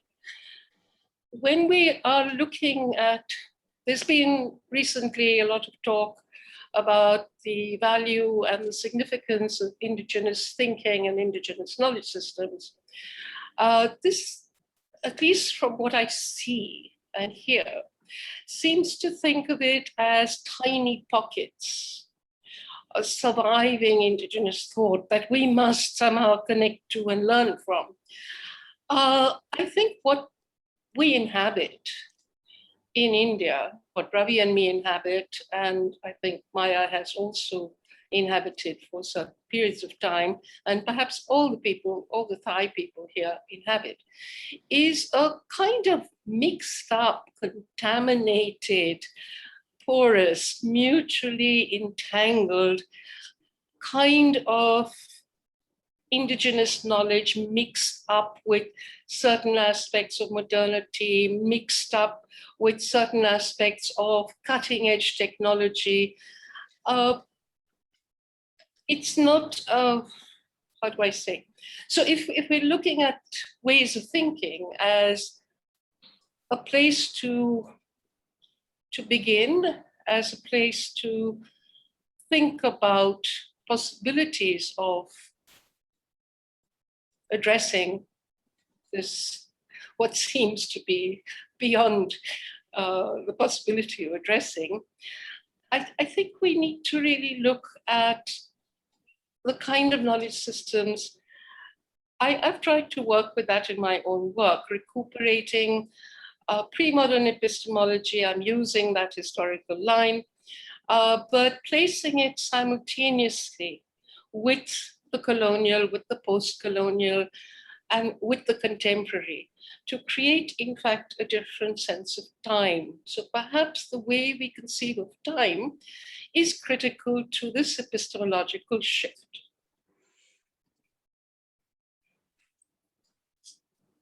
Okay. May, would you like to follow up on any of these issues that were raised in, Ravi's or Timothy's or Shiba's?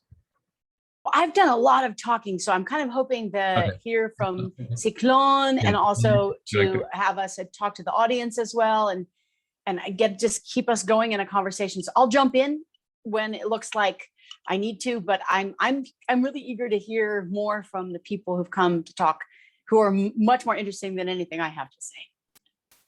Sure, I'll That's just absolutely not true. line. That's absolutely not true. You're definitely on par, I think, with all of these conversations. I want to share a picture. So I'm going to share a picture right now. Go ahead. Awesome. Okay, so I'm very honored to be here. It's always humbling to actually be able to speak to people that you admire and that you have learned from, as Ravi says, for years. And so I'm really very, very, very humbled to be amongst this group of scholars and artists and, people who I love. And I think that at the risk of being sentimental, I wanted to share this picture. It's not a very good picture. It's very grainy. I got it from Facebook because I can't find it in my enormous photo library. It was taken about 8 years ago. I can't believe that it's been that long since I was living in Goa. And I lived in Goa for about 1.5 years. And these were my teachers.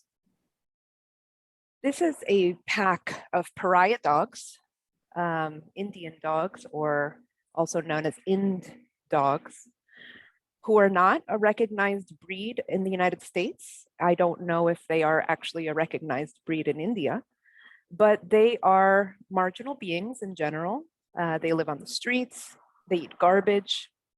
They are also, I believe, considered to be dirty by quotidian culture. However, they are my teachers, and I hope to be their Vahana today. It fills me with emotion to see these dogs on my screen in this grainy format. It resuscitates for me not only a memory of them, but a memory of the ocean, the sand, the landscape, the relations with which I had the privilege of sharing time those 8 years ago. And also the longing of having had to leave. I will never forget leaving the beach and having these dogs run alongside the Jeep that took me and my partner and our luggage when we departed. And I mention this because we have just had these very relevant questions about how, and about epistemology, and about ontology. And those are big words, and we tend to get lost in what they mean. And for me, this picture, which is not the dogs in all of their fleshy presence that it activates in my body, but it is a starting point to think about the how for me.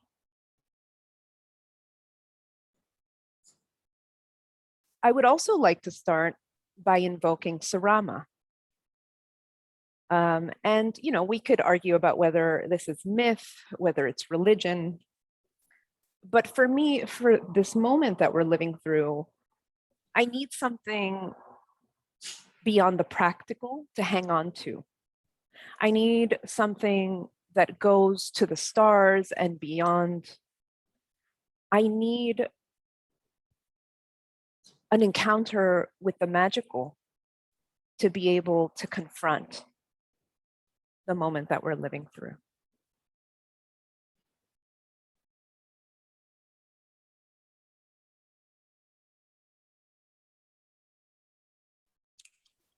Thank you. That's really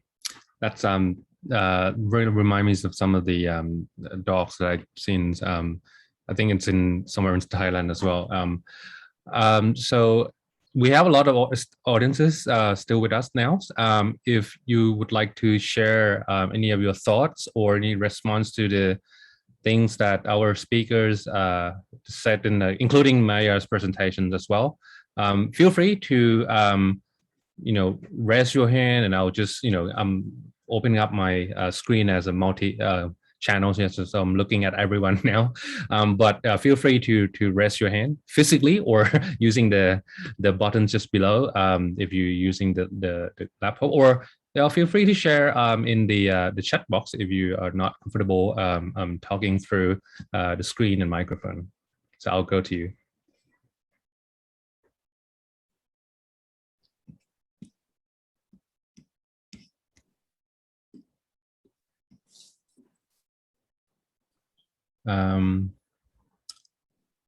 Meanwhile, so I'm just going to go through the question in the chat box again.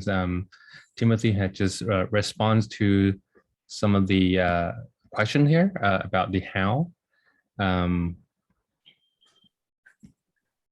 think there's also things about the group of the capitalists on the other side who,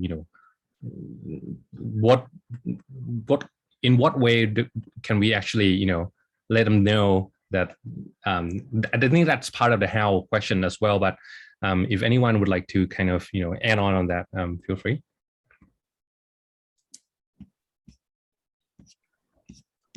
So that question was asked by one of my wonderful students, I think Mintan, right? Yep. And this is actually one of the really difficult questions, and it connects, I think it connects implicitly to the question of violence. So when power manifests through asymmetrical capacity to wreak enormous amounts of violence, what forms of resistance can work? This is a question that vexes me constantly because yes, we have, we've got Gandhi and Martin Luther King Jr. and pacifist nonviolent resistance as a few examples here and there in history. But for most of the time, and for most of the violence that we see in the world, those who have a superior capacity to commit violence have very little compunction using it to crush and annihilate those who don't line up with the agenda or the vision of the world that they're selling. And they expect us to participate like docile, good, obedient little toys in their game. And I don't have an answer to violence, because I think that capitalism is not going to stop because it thinks, oh, wow, the people who are benefiting from this most are not going to have like an epiphany moment and be like, imagine Elon Musk, oh, instead of spending all this money to build a giant penis-shaped thing to show what a big dick I have and take us off to Mars, why don't I donate all that money to buying back all the land that was taken away from Indigenous people and give it to them, because they've demonstrated much better land stewardship, rehabilitation practices and abilities than the rest of us. He could do that with that money, but then it wouldn't be about him. It wouldn't be about the macho anthropos man, the master of nature, with the frontier that we conquer with our technology and our superior civilization. Then it would be like, how I deal with the problem is by getting out of the way.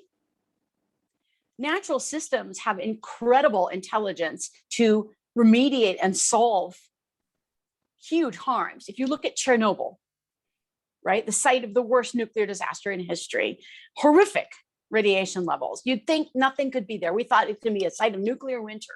But in fact, it's the exclusion zone in these past 30 years has become an incredible space of ecological resilience. The wolf populations, the apex predators that were so vital to maintaining a healthy ecosystem, they returned to this exclusion zone. They're thriving. And so are myriad other species. Because if any of you have seen that wonderful little 5-minute video that George Monbiot did about how wolves change the course of rivers, it's a good illustration of how the trophic cascade works. In the trophic relationship, the food chain, the web of life, and the metabolism of the planet, different species have different roles to play, right? And when you take away all the predators, because humans fancy ourselves to be the apex predator, the uber apex predator of all, and we can't tolerate other predators doing their predator things, we want to be the masters of death and decide what lives and what dies and what we get to do with their dead bodies, like eat them. Then you can see that actually natural systems have incredible regenerative capacities already built into the grammar of their physics, their chemistry, their ecology. The best thing sometimes we can do is just get out of the way now and stop doing the things that are causing mass extinctions, which is destabilizing, the biosphere through the geosphere, the hydrosphere, the lithosphere, the cryosphere, all the spheres of the earth that make it a safe space to live. So I think one of the hows, on the one hand, I don't think that capitalism and the people who stand by it and benefit from it are going to cede their power, I have a turn of faith, or if they do, it's individuals, but not collectively. I don't think that kind of system is going to come down without a lot of violence. It may crumble under its own weight, as Marx long predicted. It does have incredible contradictions that are coming to a head. Or people, when they're pressed to the limits, may engage in new forms of revolutionary politics. I don't know. I don't want to advocate violence because I don't think we can control that genie once we let it out of the bottle. And that saying, revolutions eat their children, and the fact that intellectuals are like the first ones who get killed after revolutions, especially when they were the ones who helped foment it, means that we don't advocate those kinds of seemingly simple solutions, like we just need to rise up and revolt and overthrow capitalism with whatever violent means necessary, because we won't be able to control what happens once that violence is let out of the bottle. And then we build a world where violence becomes the dominant currency, even more perhaps than it is now. However, things may produce violent outcomes whether we like it or not. Things may collapse. And then we artists and thinkers and scholars, we need to have better ways of living ready to put into place. Knowledge is to share if that chance comes around. Sheba, I want to hear what you have to say. I just wanted to bring in the idea of very subtle and complex forms of violence. Yeah. And also to perhaps ask my fellow panelists about, if we could think together about the pandemic, about the coronavirus, about the kinds of political economy that have grown around the pandemic, methods of control, isolation, what it's done to the fabric of social life, and increasing state control, increasing, et cetera, increasing control at multiple levels. And in a sense, the kind of failure of science, of the inability of science to offer comfortable answers, tied in with the big pharma, the massive vested interests in maintaining certain kinds of disease and the need for vaccines, et cetera, et cetera. I'm not going into it because I think everyone knows. So let's think a little bit about what we are actually living in right now as a very concrete lived experience of the subtle forms of violence of capitalism, as well as question the correct the innate correction capacity of nature, because we are looking at a natural world which is out of balance, which is unhealthy. And I see the virus as one kind of correction being produced by the natural world, which is causing extreme effects on us as a species. I think this is really interesting to think about when we're talking about shifting out of an anthropocentric view. And when we speak of multi-species, we're not just talking about those beautiful dogs. I have a very soft spot in my heart for those particular kinds of dogs as well, but we're talking about the coronavirus. So I'd like to provoke everybody on that. Ravi. Ravi, go ahead.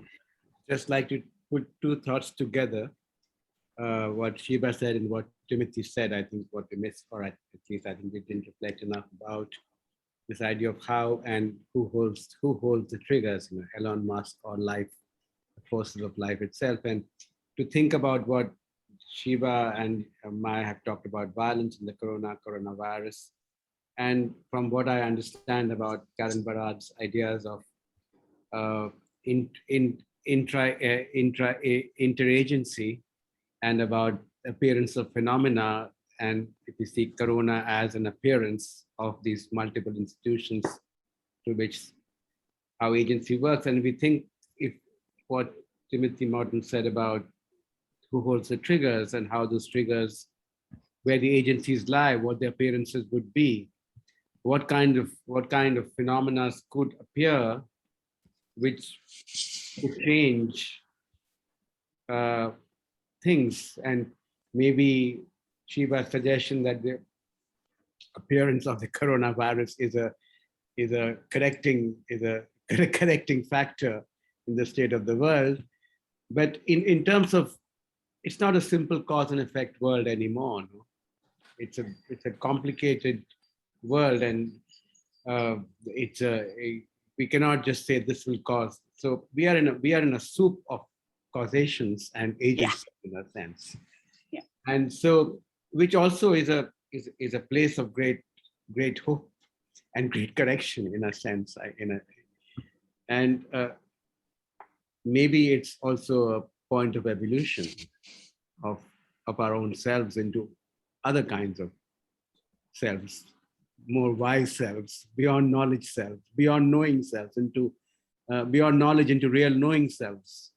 This disparity between the way we know things and the way we know things in terms of knowledge, and the way we know things, the way we are, the way we feel and know at the same time.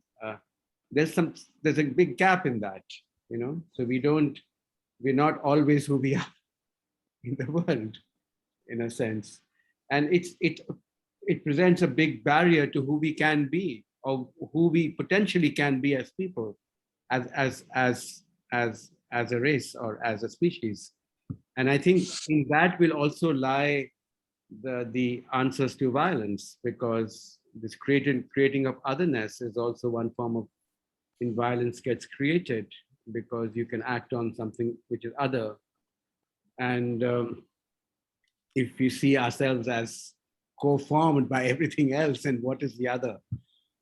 And we see this from the binary to, we see this continuity of ourselves, then where is the other? Where does the other lie?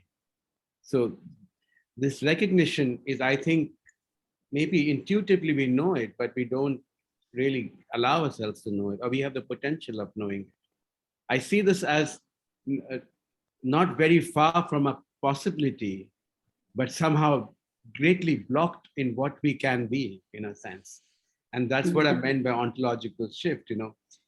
We can be something else so easily, I feel. It's just there, but we just have to grab it. We're not able to grab that. So any ordinary human body has about 70 or 75,000 viruses and bacteria that inhabit that body and enable it to function, to digest, to relate to the world, etc., etc., etc. Now, this is something that is somehow not part of the way we are taught about our body. Simple. I'm really bringing it down to very simple things. We look at the virus as an enemy, and we kind of use the language of war. We attack the virus mutates, slips out, changes again, mutates again. We increase our attack, we develop more and more powerful vaccines, etc., etc., etc. While everyone from within the paradigm is basically saying that in a few years we will develop some kind of relationship where we cohabit, where we will live with the virus like we live with influenza or other such diseases, and it will settle into a relationship where the virus doesn't ultimately destroy its host, and because the virus needs us as much as we possibly need the virus. So I'm just saying that this is actually clear. However, we are all buying into an atmosphere of fear, of panic, of trying to save oneself from the virus. And that is enabling states, particularly states and regimes which are already fascistic in their tendencies, to establish laws, protocols, systems of surveillance, of control on citizens that then are likely to become permanent, as has happened historically. I agree with Sheba as well about many not just Thailand, I guess some other countries as well now that look they've been looking at the virus, some kind of enemies that lots of resources have been employed in order to kind of the so-called fight against these virus. Thinking about it as a kind of newly emerging the so-called biological shift. We probably need a new way to think about living together, I guess, or with these kind of new biological phenomenon, I guess. Have the sorry, Timothy. Can I just go to one of our participants real quick, and then go back to the Timothy's? Sorry, go ahead. Shitira, is that right? Shitira, go ahead. If you're still around. Yes, I'm still around. I was actually just typing it into chat. It was just a response to the lovely photograph on because I currently am a researcher, a journalist currently based out of Kerala. And Cyclone's right, there is a lot of hostility here, particularly across the country really, to these native animals, right? Particularly these dogs. And when the lockdown went into effect last year, hotels and restaurants were some of the, the establishments were shut down, right, all across the country. And most of these animals live off of especially in urban spaces, they live off of the food, the waste generated from these restaurants and hotels, right? So a few of us started a feeding campaign to feed these animals across the state. We would go out at night and, try to feed a few hundred animals every day. And one thing that I want to point out as a shift that I saw, somebody who works in this field, who's been working in this field, is that usually where we are met with incredible hostility from people for feeding these animals or for tending to them or taking care of them, when the first lockdown went into effect and people were living in a sense of uncertainty and really not really certain about what the world held for them, right? People began to come forward and say, we'd like to help. We'd like to help take care of them too. After all, they're a part of the planet that we live on, which is something, frankly, I never thought I would see in my lifetime. So there was an interesting shift there where I think a lot of people realized that we don't live on this planet alone, right? We share this with many people. The planet is not ours. And a lot of people were talking about how the pandemic offered a portal of opportunity to reimagine a different world. So I was just thinking, how, do you think there are any portals that are still open a year and a half into the pandemic? Oops, looks like Chitira is Heard the internet fell out.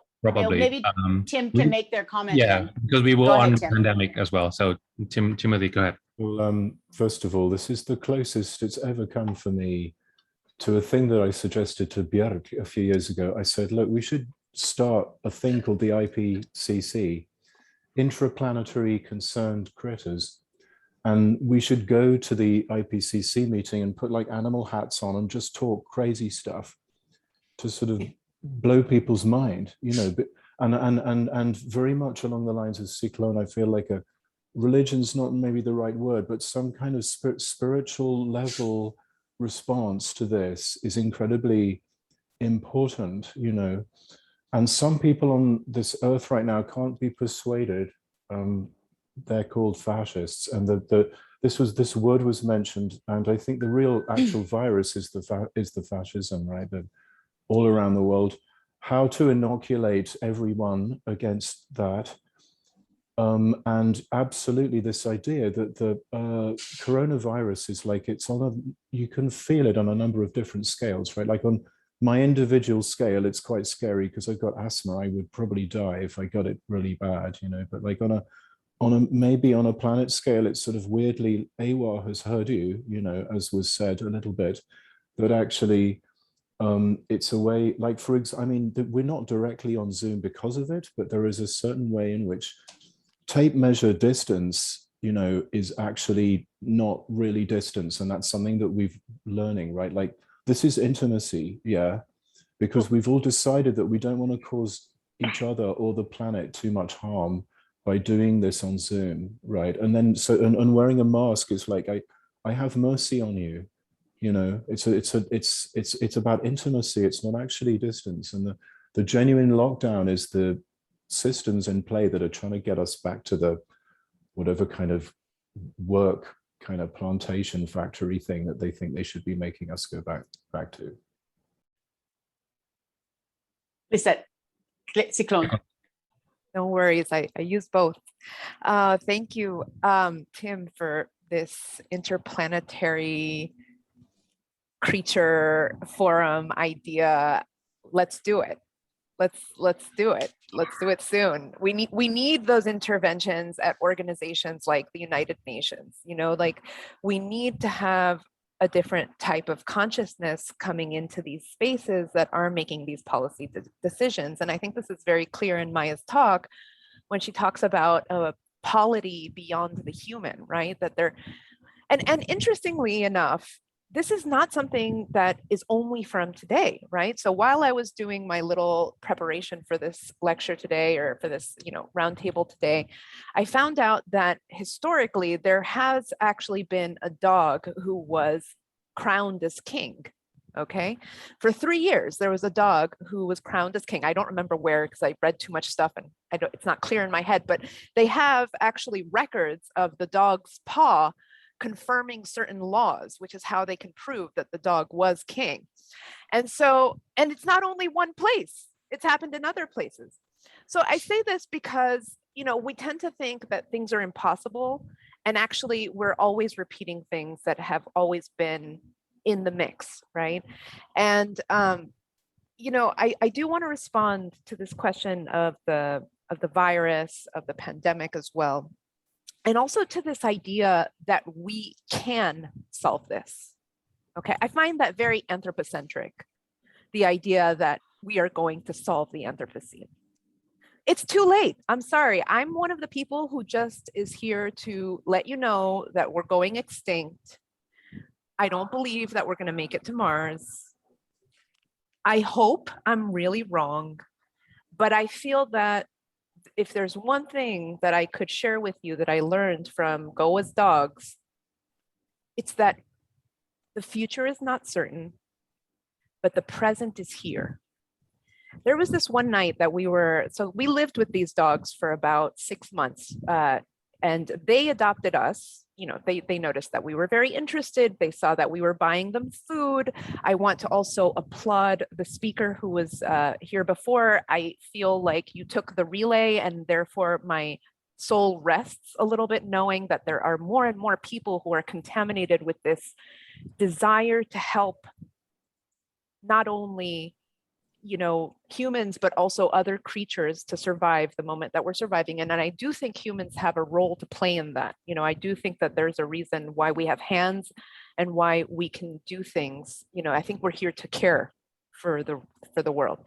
But we're lying on the beach, it's nighttime, there's this beautiful stars above, we're there with the pack who's both protecting us and taking advantage of us because they were able to actually cross territories that other dogs had placed upon them that they were not allowed to enter without the fear of violence. So it's not like they're this idyllic culture either. And so we're lying down and looking at the stars, and my partner, who worries a lot, was very concerned because he knew that we were going to go to Kumbh Mela, and he was like, what are we going to do? We're not going to be feeding them anymore. How are they going to survive? You know, all of these like circular thoughts were interrupting his viewing of the stars. And one of the dogs who was in the picture I shared before bit him. And the way, I mean, it wasn't a nasty bite. It was a be in the moment bite. At least that's what he understood from that teaching, is that he shouldn't be worrying about the future. He had to be there experiencing that synesthesia of the stars and the sand and the smell of the mist of the ocean in his nose and the fur and the warmth of that pack. That's where we start.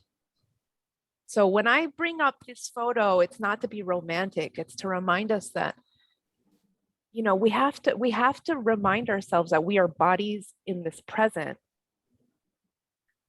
And, you know, worrying, there's a great t-shirt I saw on somebody who said, you know, worrying doesn't solve anything.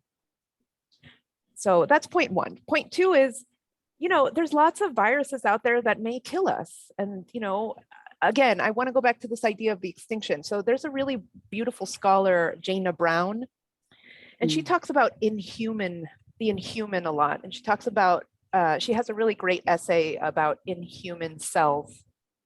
And she's thinking from the African-American tradition. She's thinking about, you know, the legacy of how people have tried to already exterminate many of us on Earth already, right? And so she talks about maybe taking a step back and not being scared of our demise and of actually finding hope in maybe taking up less space. I don't know if that's useful for everyone, but it's useful for me.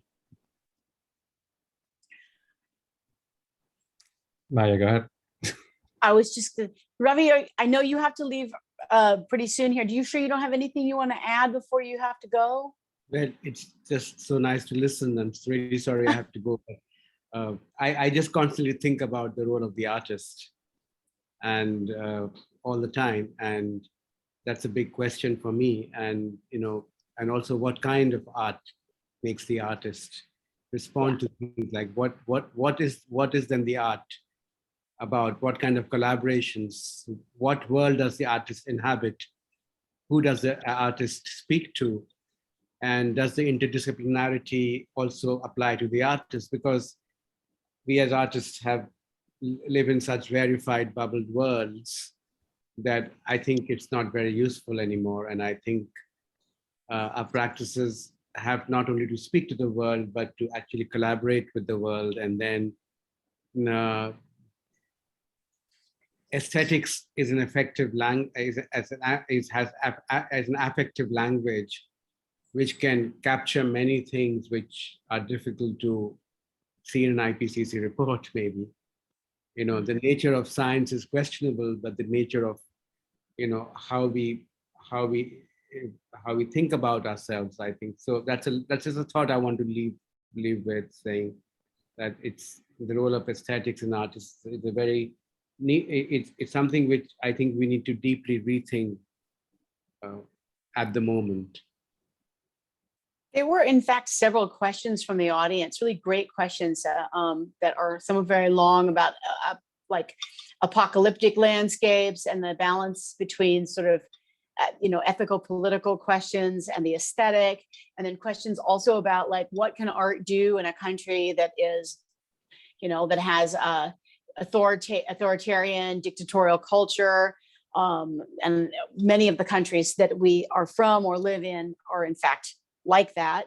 Does anybody want to speak to that question? Because I think those are really important questions. Tim. Quite briefly, to Cyclone's point, like, when was it ever not true that we were going extinct, right? And like when your beloved person, whether that person be a dog or a human being or whatever, when you're dying in their arms or they're dying in your arms, when would you not be holding them in your arms while they're dying? And there's a game, a video game, very nicely made with twine, which I was just shown, and I'll send the link in the chat. It's called something like Queer Love at the End of the World, and it lasts for 30 seconds, and it's like, you're falling off the cliff. What do you say to the person that I love you, right? And then it's the end, and that's my contribution. Any other thoughts on what role art can play? I know that some of the people, especially when there's repressive, I mean, the Indian state, the United States, China, Thai state, all of these states are pretty interventionist in policing expressions of, let's call it renegade cultural sensibilities and discourse. So what do you think? I mean, how do artists deal with that? How are you dealing with that as artists? I'm not an artist, so I'm off the hook on that one. Not really, though. I'm in a different track after Timothy's. So I'm remembering a beautiful Zen story, which is a man falling off the cliff. And as he falls, he clutches at this cherry tree with ripe cherries. It doesn't help, and he continues to fall, and he has these cherries in his hand, and he puts one in his mouth, and he falls to his death. But how sweet that cherry tasted.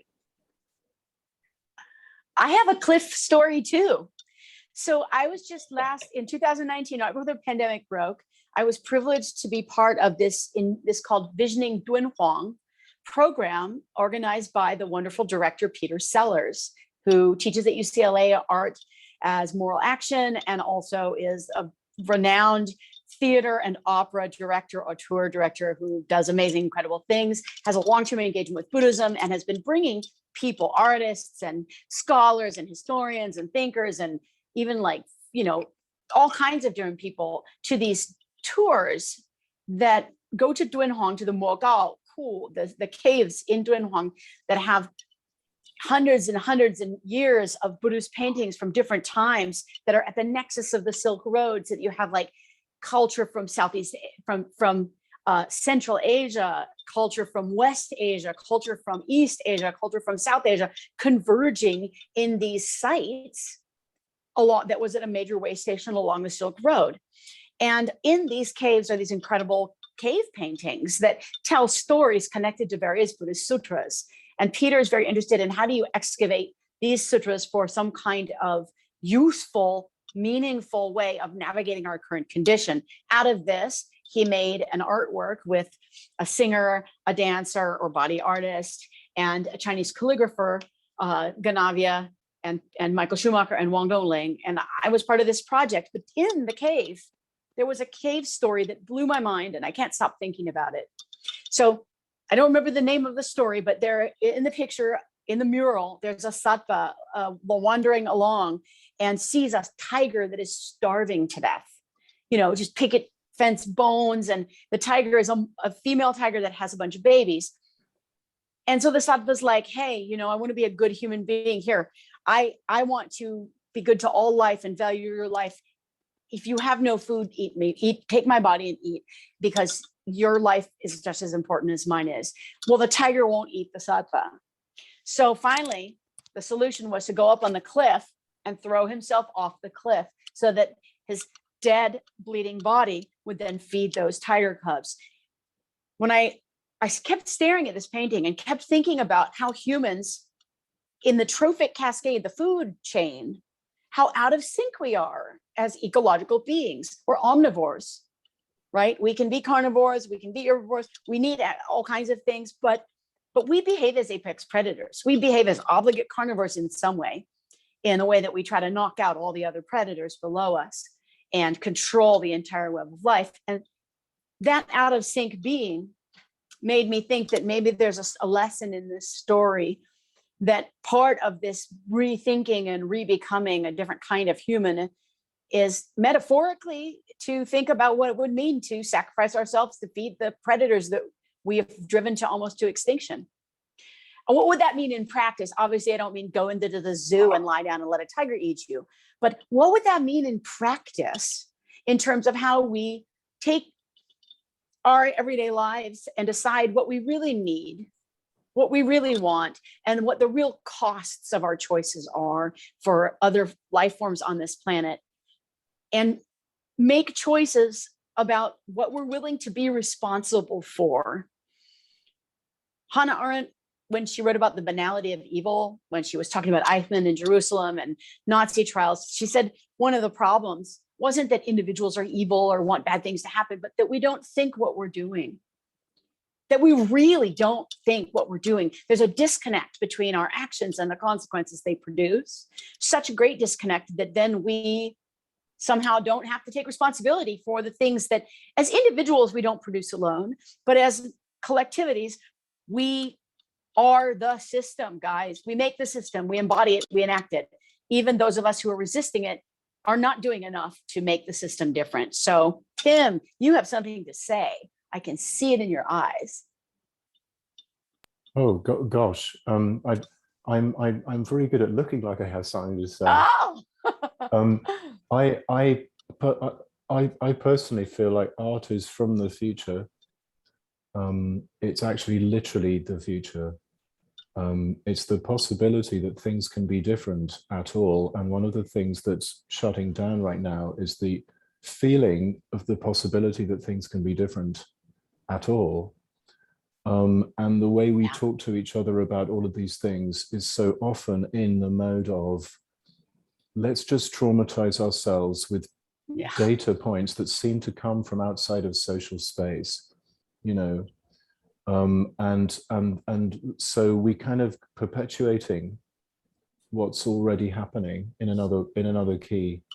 So it's sort of beyond important, really, to imagine how the possibility that things can be different is being held by artists, I feel. Beautifully put. Does anybody want to respond to any of the questions in the chat? There were some wonderful ones. A ton of great questions. Some connected, like Pietro asked about the notion of no future and a life of frugality and a possible way of nonviolent resistance to the system that capitalizes on all lives, including us. Can we embrace chaos instead of fighting it? What do you think? I feel like I'm in that mode of embracing chaos. I feel like I feel like I want to learn how to float with the waves. And I do agree. I mean, I'd like to remind us that, you know, we tend to think teleologically and that we're going somewhere, that there's this linear notion of time. And I think there's been many of the panelists who have already said this, you know, that time is not linear. There's multiple types of temporalities. There's multiple ways of being present, right? There's multiple ways of connecting. And Tim said this about the measurement. And I think that, you know, the quantum notion of time, right, of them being all interwoven together, the past, the present, the future. I know that I'm seeing the future in my dreams. I know that those dreams are important. They're teaching me things. So, I mean, I would love to hear what people are dreaming about. Sheba just messaged me to say that she has to take off, that she's got something that she had to take care of, because we've gone well over what we thought we were going to go over. But thank you, Sheba. If you can still hear us, we love you, and you were really wonderful to share your insights with us, Sheba and Ravi. I think it's also dinner time in India, so. But we don't have to stop if there are more questions from the audience that perhaps you guys would like to address, and we're kind of in a cool groove here. I don't want to stop the party if people want to keep talking. Thank you so much, Sheba and Ravi. I told them 9 or 9:30, so I've tricked you all. I lured you here to get into this intractable, endless conversation, which we will have to have again and again and again, many times over. And that is one of the reasons why I and other people in this community, including Ajahn Pasut and Ajahn Chaya and Christopher Ruprecht and Ellie Irons and Timothy Morton and all of our wonderful graduate students and other people who are joining our multi-species ecological world-making lab that we've named AMOR MUNDI for Hannah Arendt's notion, love of the world.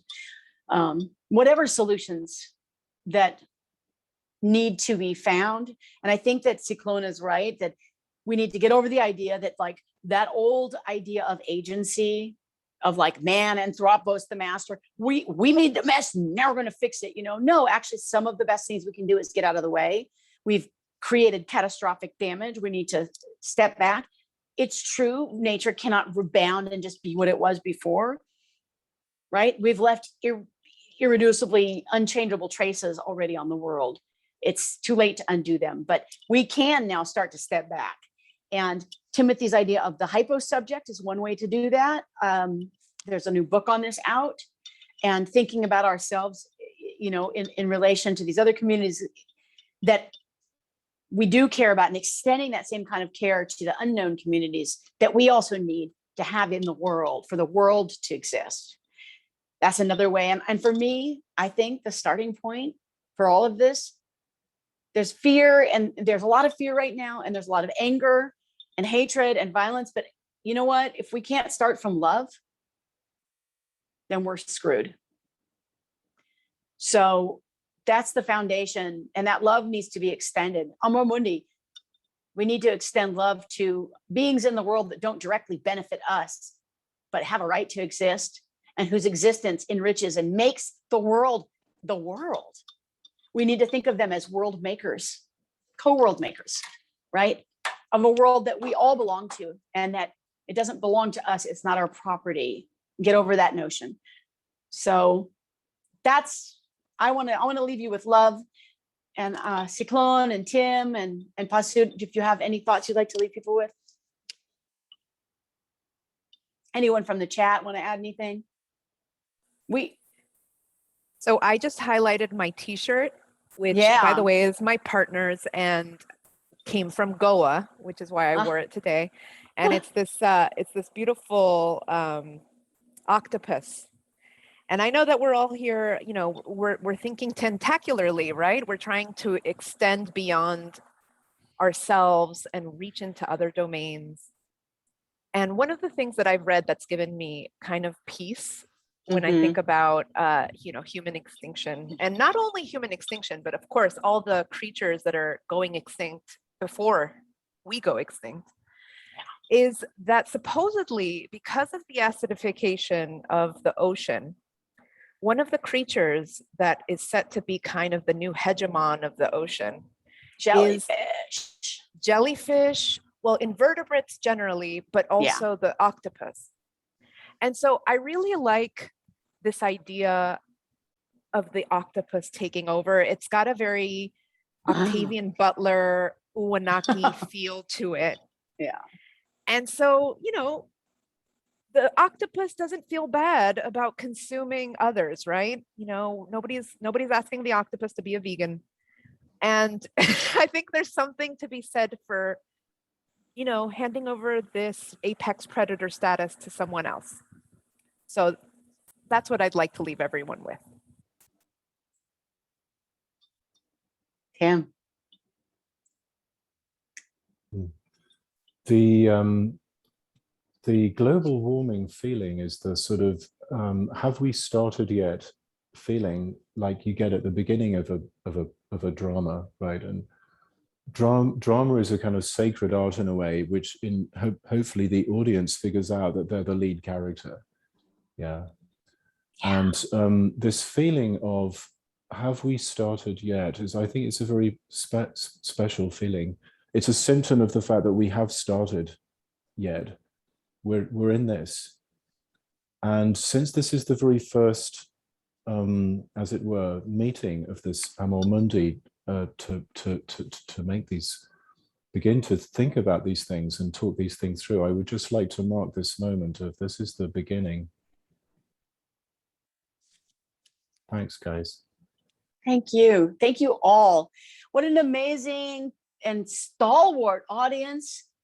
We still have 54 people here after so long. This is not your MTV attention span. I have hope just in the fact that so many people showed up because they care about the questions. You know, this is just the very beginning. We're not going to solve all the problems in a conversation or even in a year, or we need all hands on deck now. So all of you out there in the audience, ask yourself from your partial perspective, from your situated knowledge-making position, what can you do to be part of helping us reconfigure what it means to be human in this more than human world? What role can you play? And how can we support each other in building new systems? Because neoliberalism wants to tell us we're all atomized and doing it alone, and you can only solve problems because, if you're virtuous enough by yourself, take shorter showers, don't take plastic bags, then you're good to go. But that's bullshit. Those are nice little things that help, but they aren't going to solve systemic problems. So each of us need to pick our battles and then find solidarity with lots of other people so we can work together to change the structures and the systems of power, and hopefully do it without it having to be horrifically violent, because that will be ugly and we don't want to go there. But we do have to change, or it will be violent whether we like it or not. Because actually, as Leanne Simpson, the indigenous artist and thinker, said, it's always been the end of the world for somebody. The apocalypse of the Anthropocene, that white people are like, oh my God, climate change, what? Florida, Manhattan are flooding. The apocalypse in the Americas started in 1492. And even earlier on Madeira, where the first sugar slave colonies started, with the kind of necropolitical system that brought about capitalism.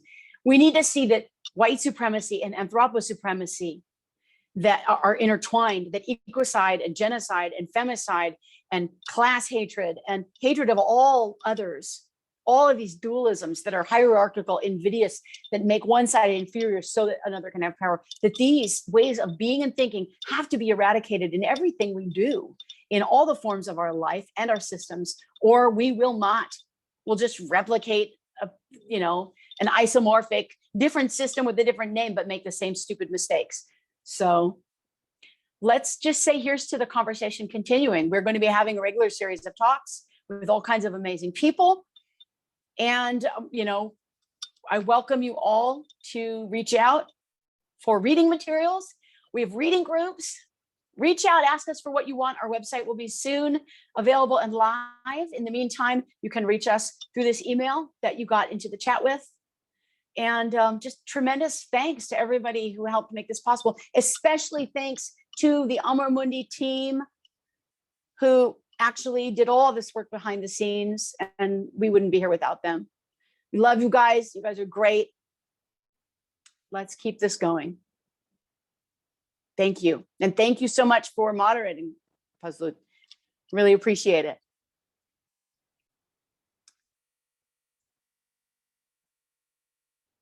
Thank you especially to Arya, to Maya, to Rennie, to Irene, and to Hannah, and all the other people who did a lot of extra work in our lab to make this happen. And thank you again to the India Studies Center for hosting, and to the very long integrative, I never get the title right, the Integrative Center for Humanities Innovation for hosting us. Yes. Thank you all. You guys have a good night and go well.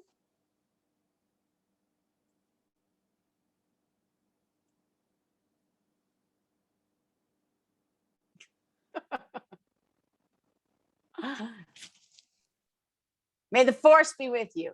May the forest be with you. Let's change that to may the forest be with you. Thank you, everybody.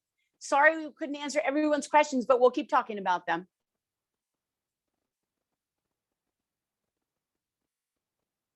Thanks so much.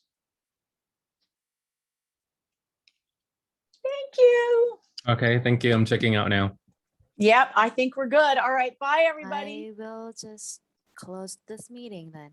Can you save the text of the chats Yes. separately as well? it Yeah, will you can take save it a as a while. text file. Yeah, yeah. Thank you so much.